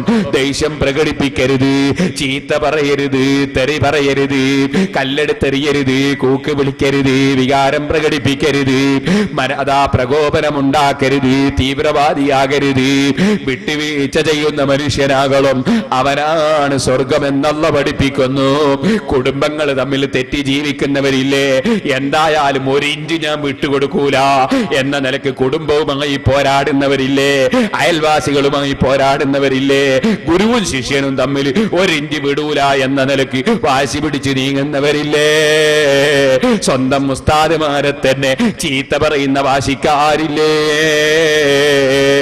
അല്ല ഖൽബ് ശുദ്ധീകരിച്ചില്ലെങ്കിൽ അപകടം തന്നെ. ഓ മുസ്ലിമീങ്ങളെ, അള്ളയാണ് വലിയവനെന്ന് ചിന്തിക്കുമ്പോ ഞാനൊരു വലിയവനാണെന്ന ചിന്തയില്ല, അവരാർക്കും കൊടുക്കുന്നതിൽ അസൂയയില്ല. നമ്മളോട് ആരെങ്കിലും തെറ്റ് ചെയ്തെങ്കിൽ അള്ളാന്റെ ഖളായിന് അയാളോട് അങ്ങനെ ചെയ്തു പോയി എന്ന് മനസ്സിലാക്കി മാപ്പ് കൊടുക്കുന്നതിന് വിഷമമില്ല. അതുകൊണ്ട് തന്നെ പറയട്ടെ, ഇങ്ങോട്ടാരെന്ത് തെറ്റ് ചെയ്തിട്ടുണ്ടെങ്കിലും അതങ്ങ് വിട്ടുവീഴ്ച ചെയ്ത് മറന്നു കളയണം. നമ്മൾ ആരോട് തെറ്റ് ചെയ്തിട്ടുണ്ടോ അതെപ്പോഴും ഓർമ്മിക്കണം, അങ്ങോട്ട് ചെയ്ത തെറ്റ് എപ്പോഴും ഓർമ്മിക്കണം. ഇതുപോലെ ഞാൻ പറയട്ടെ, ഒരാൾ നമുക്കൊരു ഉപകാരം ചെയ്തു തന്നാൽ ഉപകാരം ചെയ്തവനെ എപ്പോഴും ഓർമ്മിക്കണം, അതിന് നന്ദി ചെയ്യാൻ ശ്രമിക്കണം. നമ്മൾ ആർക്കെങ്കിലും വല്ല ഉപകാരവും ചെയ്തു കൊടുത്തിട്ടുണ്ടെങ്കിൽ അത് മനസ്സുകൊണ്ടങ്ങ് മറന്നു കളയണം. അത് അല്ലാഹ് നമുക്ക് തന്നൊരവസരമാണ്, അത് അള്ളാഹുവിന്റെ കഴിവിൽപ്പെട്ടതാണ്, അവൻ എനിക്ക് തന്നൊരു തൗഫീഖാണ്.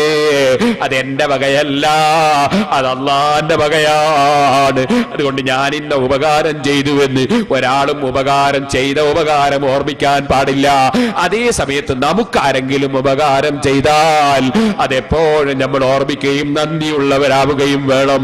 നബി സല്ലല്ലാഹു അലൈഹി വസല്ലം തങ്ങൾ നമ്മളെ ഖൽബ് നന്നാകാൻ വേണ്ടി പറഞ്ഞ വസിയത്തുകൾ ജീവിതത്തിൽ പുലർത്തി ജീവിക്കണേ സഹോദരിമാരെ, സഹോദരന്മാരെ.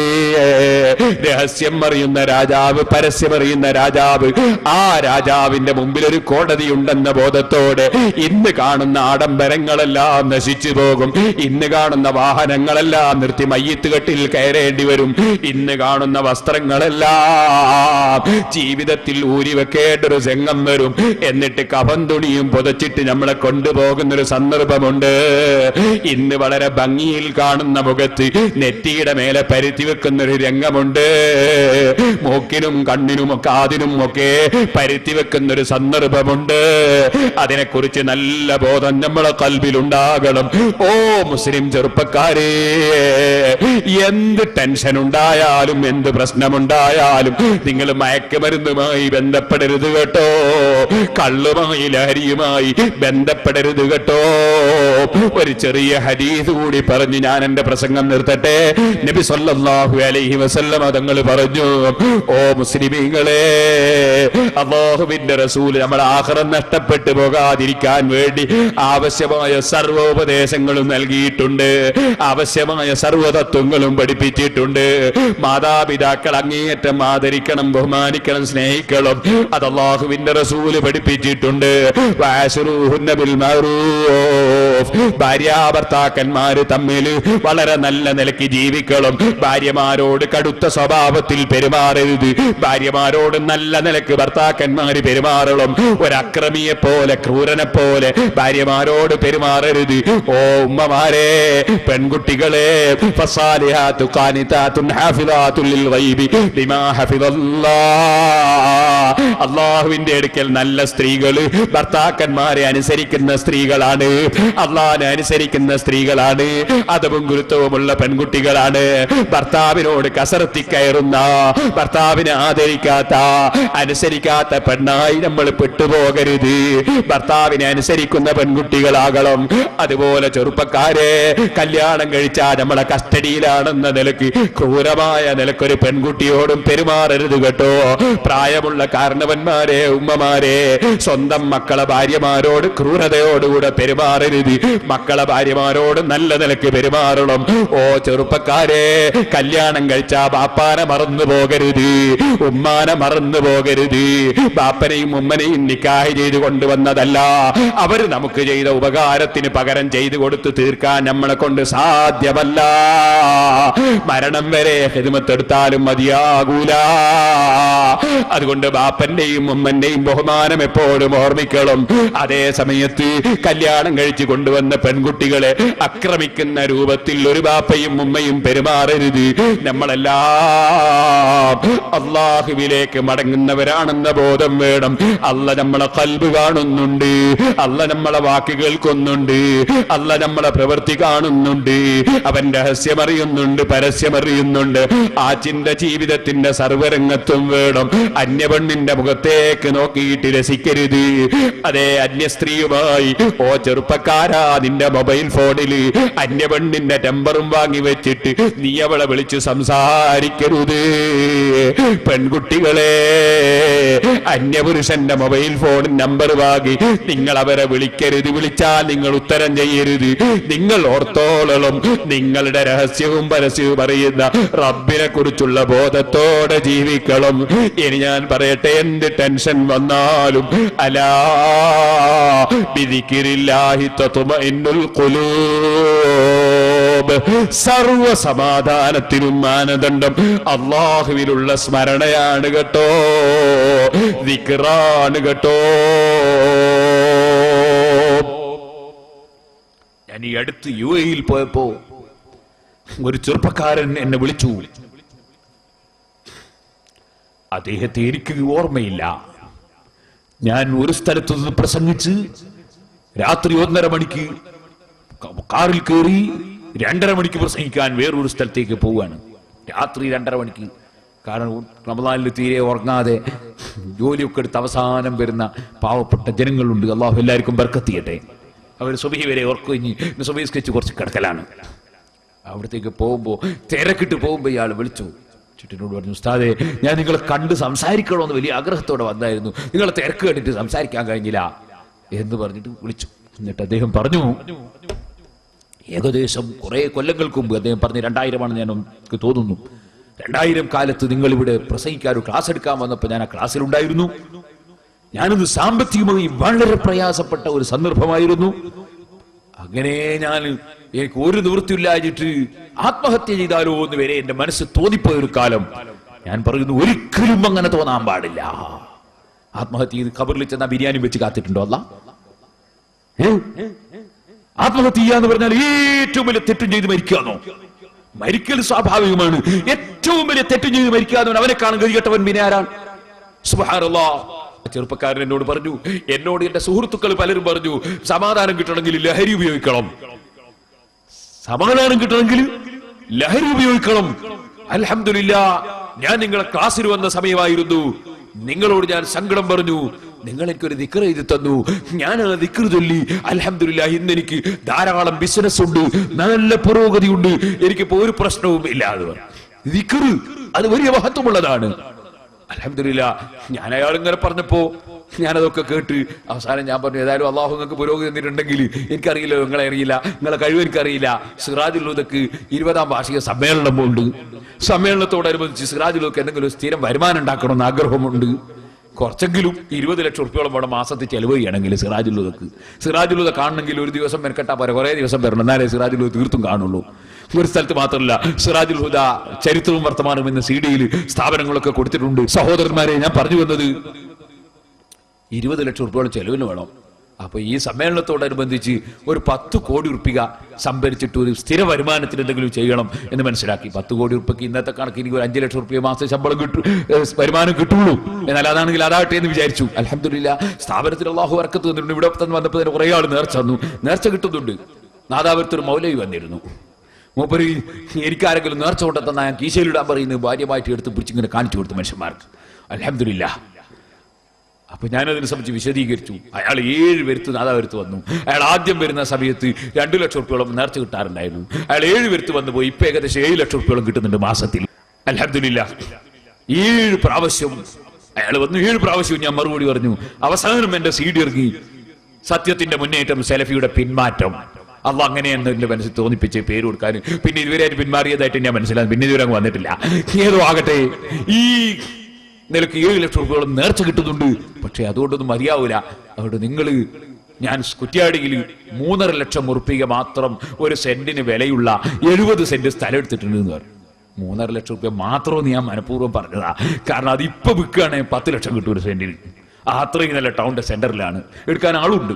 പക്ഷെ നമ്മൾ വിൽക്കാൻ വേണ്ടിയല്ല ഉദ്ദേശിച്ചത്. അങ്ങനെ അതിന് 1 സെന്റ് നിങ്ങൾക്ക് കഴുകി തരണോന്നാണ്. അൽഹംദുലില്ലാഹ് അയാൾ 1 സെന്റ് തരാന്നും പറഞ്ഞു. അതാ തരാൻ തൗഫീഖ് ചെയ്യട്ടെ. ഞാൻ പറഞ്ഞു വന്നത്, കള്ളു കുടിക്കണമെന്ന് ഉപദേശിക്കുന്ന മനുഷ്യന്മാര് എന്തിനു? സമാധാനത്തിന്. നല്ല സമാധാന, കള്ളു കുടിച്ചിട്ട് സമാധാനം.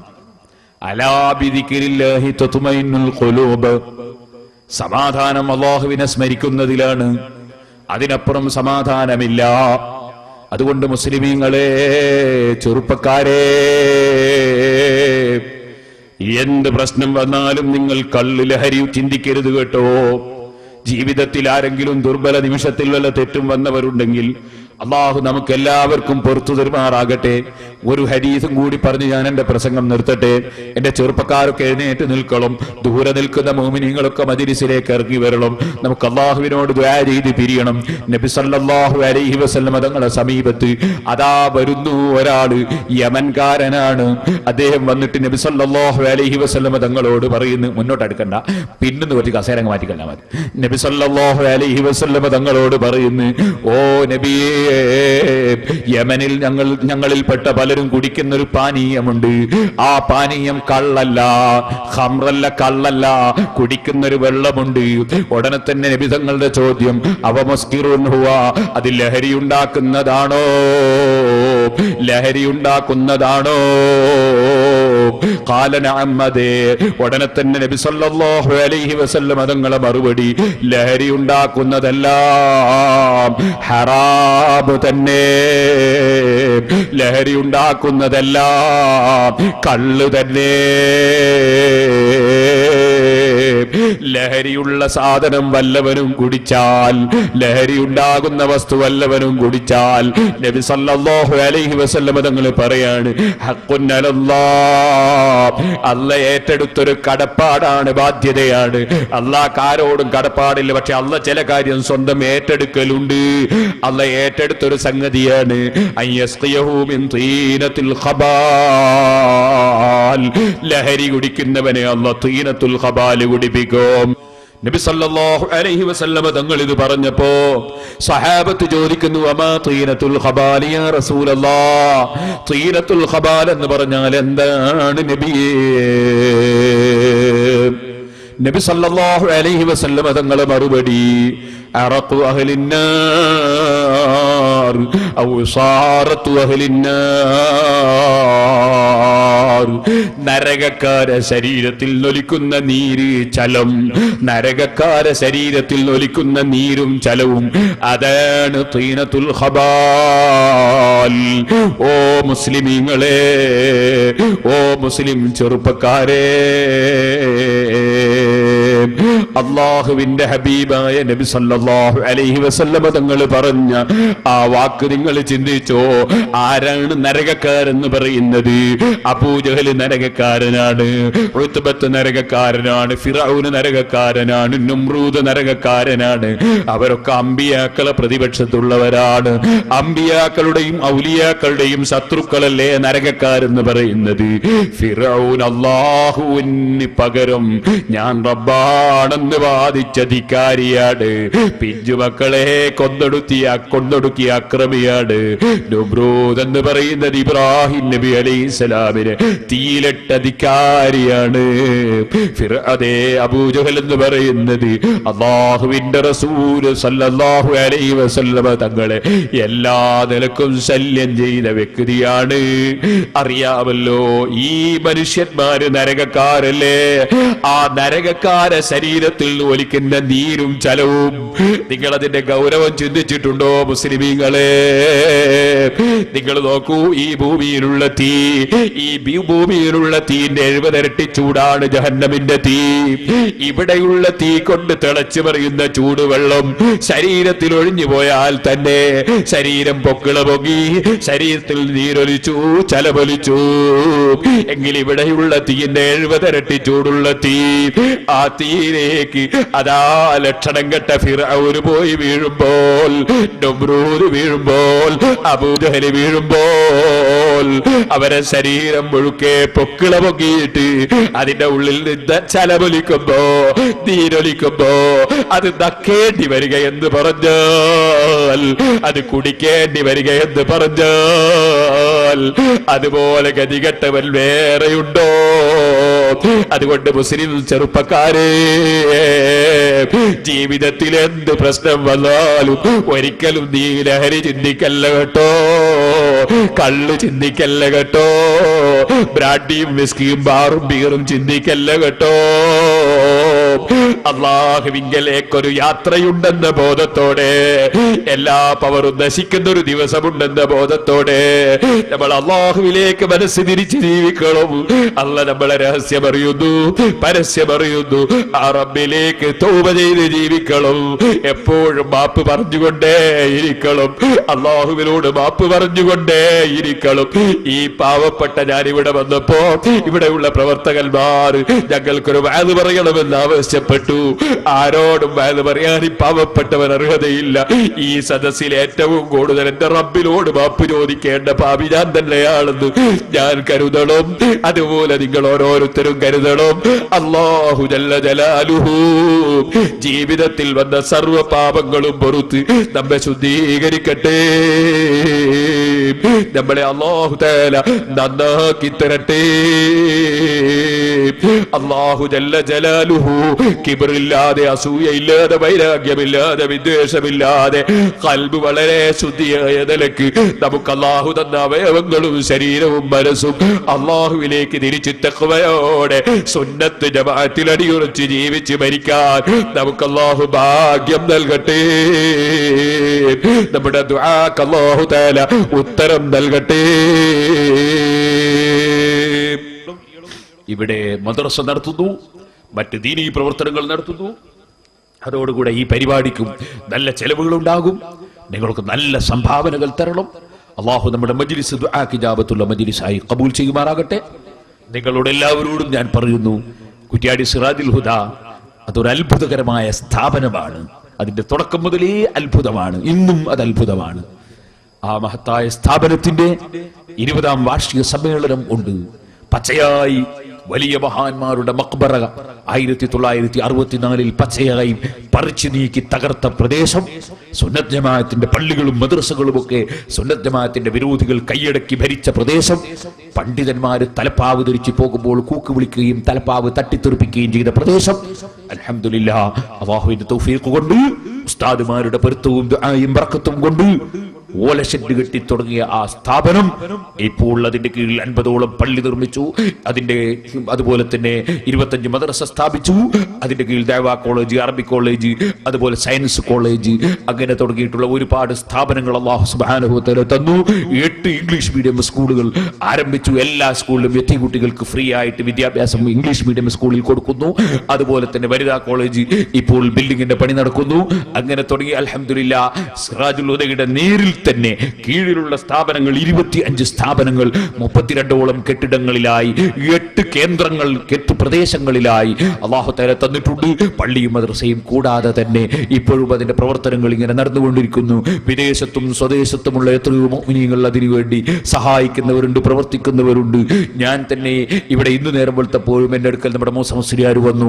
ഈ ഒളവട്ടൂരിലും പരിസരങ്ങളിലുള്ള എത്രയോ ആളുകൾ വിദേശ രാജ്യങ്ങളിൽ, പ്രത്യേകിച്ച് സൗദി അറേബ്യയിലും മറ്റും ആ സ്ഥാപനത്തെ സഹായിക്കുന്നവരുണ്ട്, സഹകരിക്കുന്നവർ ഉണ്ട്. ഞാനിവിടെ വന്നപ്പോൾ എന്റെ മുന്നിൽ തന്നെ സിറാജുൽ ഹുദ എന്ന് വലിയ അക്ഷരത്തിൽ എഴുതി വെച്ചിട്ടുണ്ട്. ഞാൻ നിങ്ങളോട് അല്ലാഹു അവർക്കൊക്കെ പ്രതിഫലം നൽകുമാറാകട്ടെ. എല്ലാ സ്ഥലത്തും സിറാജുൽ ഹുദയുടെ സമ്മേളന പ്രചരണം നടത്തണം. അത് മാത്രം പോരാ, മലപ്പുറം ജില്ലയിൽ ഇഹ്യാഉസ് സുന്നഹ് അസരിയുടെ സമ്മേളനം ഒതുക്കുങ്ങലിലുണ്ട്, മജ്മഇന്റെ സമ്മേളനം വെട്ടിച്ചിറയിലുണ്ട്, ജാമിഅ സയ്യിദിയുടെ സമ്മേളനം കാസർഗോഡുണ്ട്, മഖറിന്റെ സമ്മേളനം ശേഷം വരുന്നുണ്ട്, ഹിക്കമിയുടെ സമ്മേളനം വേറെ വരുന്നുണ്ട്, അതുപോലെ ഹസനിയുടെ സമ്മേളനം പാലക്കാട്ടുണ്ട്. നമ്മുടെ സുന്നത്ത് ജമാഅത്തിന്റെ എല്ലാ സ്ഥാപനങ്ങളെയും സഹായിക്കണം, എല്ലാ പ്രവർത്തനങ്ങളിലും സഹകരിക്കണം. സുന്നത്ത് ജമാഅത്തിൽ വിശ്വസിക്കുന്നവരൊക്കെ ഒരൊറ്റ ഖൽബായി അല്ലാഹുവിന്റെ പൊരുത്തം മാത്രം ലക്ഷ്യം വെച്ചുകൊണ്ട് ഇഖ്ലാസോടെ പ്രവർത്തിക്കണം. നിങ്ങൾ ഈ ഭാഗത്തൊക്കെ സിറാജുൽ ഹുദയുടെ പ്രചരണ പ്രവർത്തനങ്ങൾ നിങ്ങൾ നടത്തണം. നിങ്ങളൊക്കെ ഏതായാലും സിറാജുൽ ഹുദയിൽ വരുമെന്ന് എനിക്കറിയാം. അതേസമയത്ത് വരാൻ വേണ്ടി ഞാൻ ക്ഷണിക്കുന്നില്ല, വരുത്താൻ വേണ്ടി ക്ഷണിക്കുകയാണ്. നിങ്ങളൊക്കെ എല്ലാവരെയും വരുത്തണം, എല്ലാവർക്കും പരിചയപ്പെടുത്തണം എന്ന് ഞാൻ പ്രത്യേകമായി പറയുന്നു. നിങ്ങളൊക്കെ ഏതായാലും വരും എന്ന നിലക്ക് വീട്ടുകാരെ ക്ഷണിക്കലില്ലല്ലോ, അതുകൊണ്ട് നിങ്ങളെ വീട്ടുകാരെ പോലെ കണ്ടിട്ട് നിങ്ങളെ ക്ഷണിക്കുന്നില്ല, ക്ഷണിക്കാൻ വേണ്ടി ഏൽപ്പിക്കുകയാണ്. അല്ലാഹു ജല്ല ജലാലുഹു നമ്മുടെ പ്രവർത്തനങ്ങളെല്ലാം സാലിഹായ അമലായി സ്വീകരിക്കുമാറാകട്ടെ. നബി സല്ലല്ലാഹു അലൈഹി വസല്ലം തങ്ങളുടെ പേരിൽ സ്വലാത്ത് ചൊല്ലണം, ദിക്ർ ചൊല്ലണം, ദുആ ചെയ്യണം. അല്ലാഹു നമ്മുടെ മജ്ലിസ് ദുആക്ക് ഉത്തരമുള്ള മജ്ലിസായി നമ്മിൽ കബൂൽ ചെയ്യുമാറാകട്ടെ. എല്ലാവരും നല്ല സംഭാവന കൊണ്ടുവരണം. നബി സല്ലല്ലാഹു നിങ്ങൾ പിരിവെടുത്തിട്ട് എന്നെ ദീൻ നടത്തി. ഉഹദ് പർവ്വതം സിറാജുൽ ഹുദയിലേക്ക് മായിച്ചോളാം. ഇപ്പൊ ഇവിടത്തേക്ക് സംഭാവന വയ്ക്കുകയാണ്. സിറാജുൽ ഹുദയിലേക്ക് നേർച്ചയാക്കിയത് സിറാജുലൊക്കെ തന്നെ കൊടുക്കണം, അതിവിടെ കൊടുത്താൽ മതിയാവില്ല, അത് നിങ്ങൾ താൻ കൊടുത്തോളും. അതേ സമയത്ത് ഇവിടത്തേക്ക് എല്ലാവരും സംഭാവന തരണം. നബി സല്ലല്ലാഹു അലൈഹി വസല്ലം തങ്ങളുടെ അടുക്കൽ ഉഹുദ് പർവ്വതം വന്ന് ഞങ്ങൾ പൊന്നായി തരട്ടെ എന്ന് ചോദിച്ചു. വേണ്ടാർ. എന്നിട്ട് പിന്നെ പാവപ്പെട്ട സഹാബത്തിനോട് കൊണ്ടിരുന്നതിന് പിരിവെടുത്തു. എല്ലാ സഹാബികളും പിരിവെടുത്തിട്ട് ദീനുൽ ഇസ്ലാം നടത്തി. എന്റെ ഈ ഉഹദ് പർവ്വതം വന്ന് പൊന്നായി തരാറും ആയിക്കോട്ടെ തന്നെ പോരെ. ഹേയ്, അത് റസൂലുള്ളാഹിക്ക് കഴിയോ, എന്നെ പോലെ തന്നെ കഴിയൂല. അപ്പൊ ഖിയാമത്ത് നാൾ വരെ ഇവിടെ ദീന് നിലനിൽക്കണമെങ്കിൽ നബി സല്ലല്ലാഹു അലൈഹി വസല്ലം അനന്തരക്കാരായ ആലിമീങ്ങൾക്ക് അവർക്ക് ദീന് നിലനിർത്തിക്കൊണ്ടു പോകണമെങ്കിൽ സാധുക്കളോട് പിരിവെടുക്കണം, മോമിനികളോട് പിരിവെടുക്കണം. അതിൽ അല്ലാഹുവിന്റെ റസൂൽ പിരിവെടുത്ത് എന്നെ പഠിപ്പിച്ചു തന്നു. സ്വർണ്ണമായി തരാന്ന് പർവ്വതം പറയുമ്പോൾ വേണ്ട എന്ന് പറയും. എന്നിട്ട് പിരിവെടുത്തു.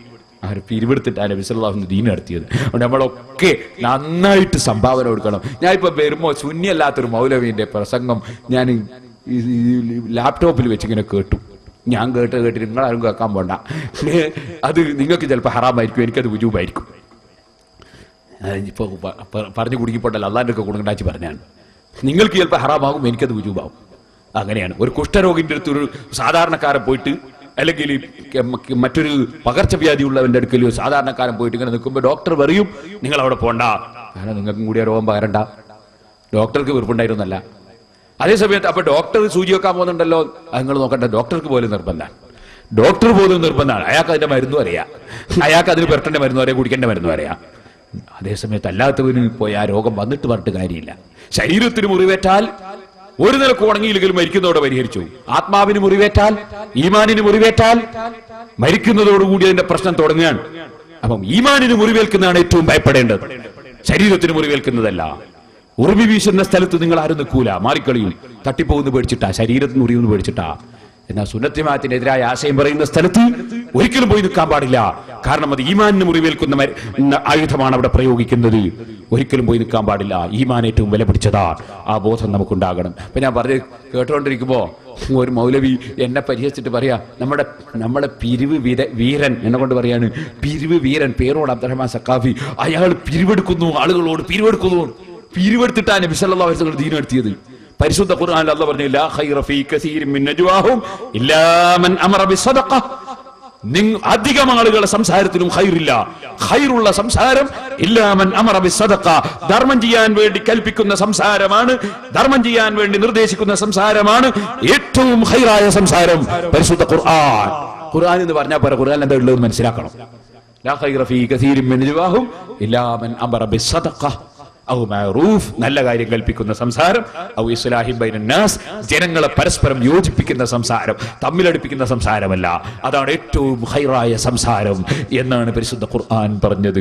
അല്ലാഹു ജല്ല ജലാലുഹു നമുക്ക് ഹിദായത്തിന്റെ വെളിച്ചം ഏറ്റി തരുമാറാകട്ടെ, ഈമാൻ വർദ്ധിപ്പിച്ചു തരുമാറാകട്ടെ, തഖ്വയോടെ ജീവിച്ച് മരിക്കാനുള്ള ഭാഗ്യം നൽകുമാറാകട്ടെ. എല്ലാവരും മരിച്ചുപോയവരുടെ പേരിൽ ദിക്ർ ചൊല്ലണം. ഒരുപാട് ആളുകൾ മരിച്ചുപോയി.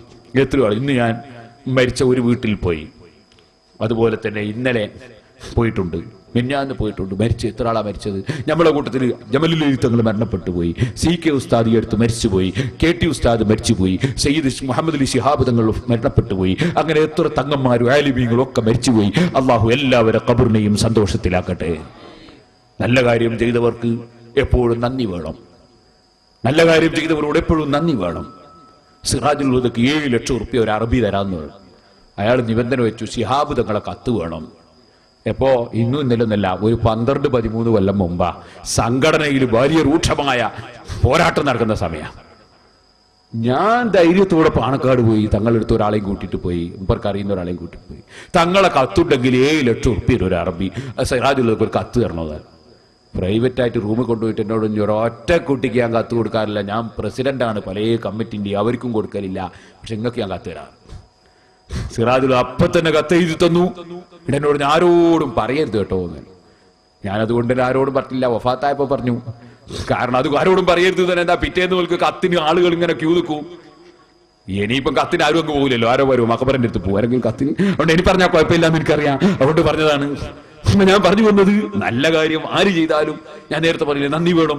അതുകൊണ്ട് തന്നെ നമ്മളെപ്പോഴും സയ്യിദന്മാർക്കും ആലിമീങ്ങൾക്കും മോമിനിയും ഒക്കെ വേണ്ടി ദ്വാരക്കണം. അല്ലാഹു തആല നമ്മിൽ നിന്ന് മരിച്ചുപോയ എല്ലാവരും ഖബറിനെയും സന്തോഷത്തിലാക്കട്ടെ. അല്ലാഹു തആല നമ്മളെല്ലാവരെയും സാലിഹീങ്ങളിൽ പെടുത്തട്ടെ. എല്ലാവർക്കും അല്ലാഹു സുബ്ഹാനഹു വ തആല നല്ലവരായി ജീവിച്ച് നല്ലവരായി മരിക്കാനുള്ള തൗഫീഖ് നൽകുമാറാകട്ടെ.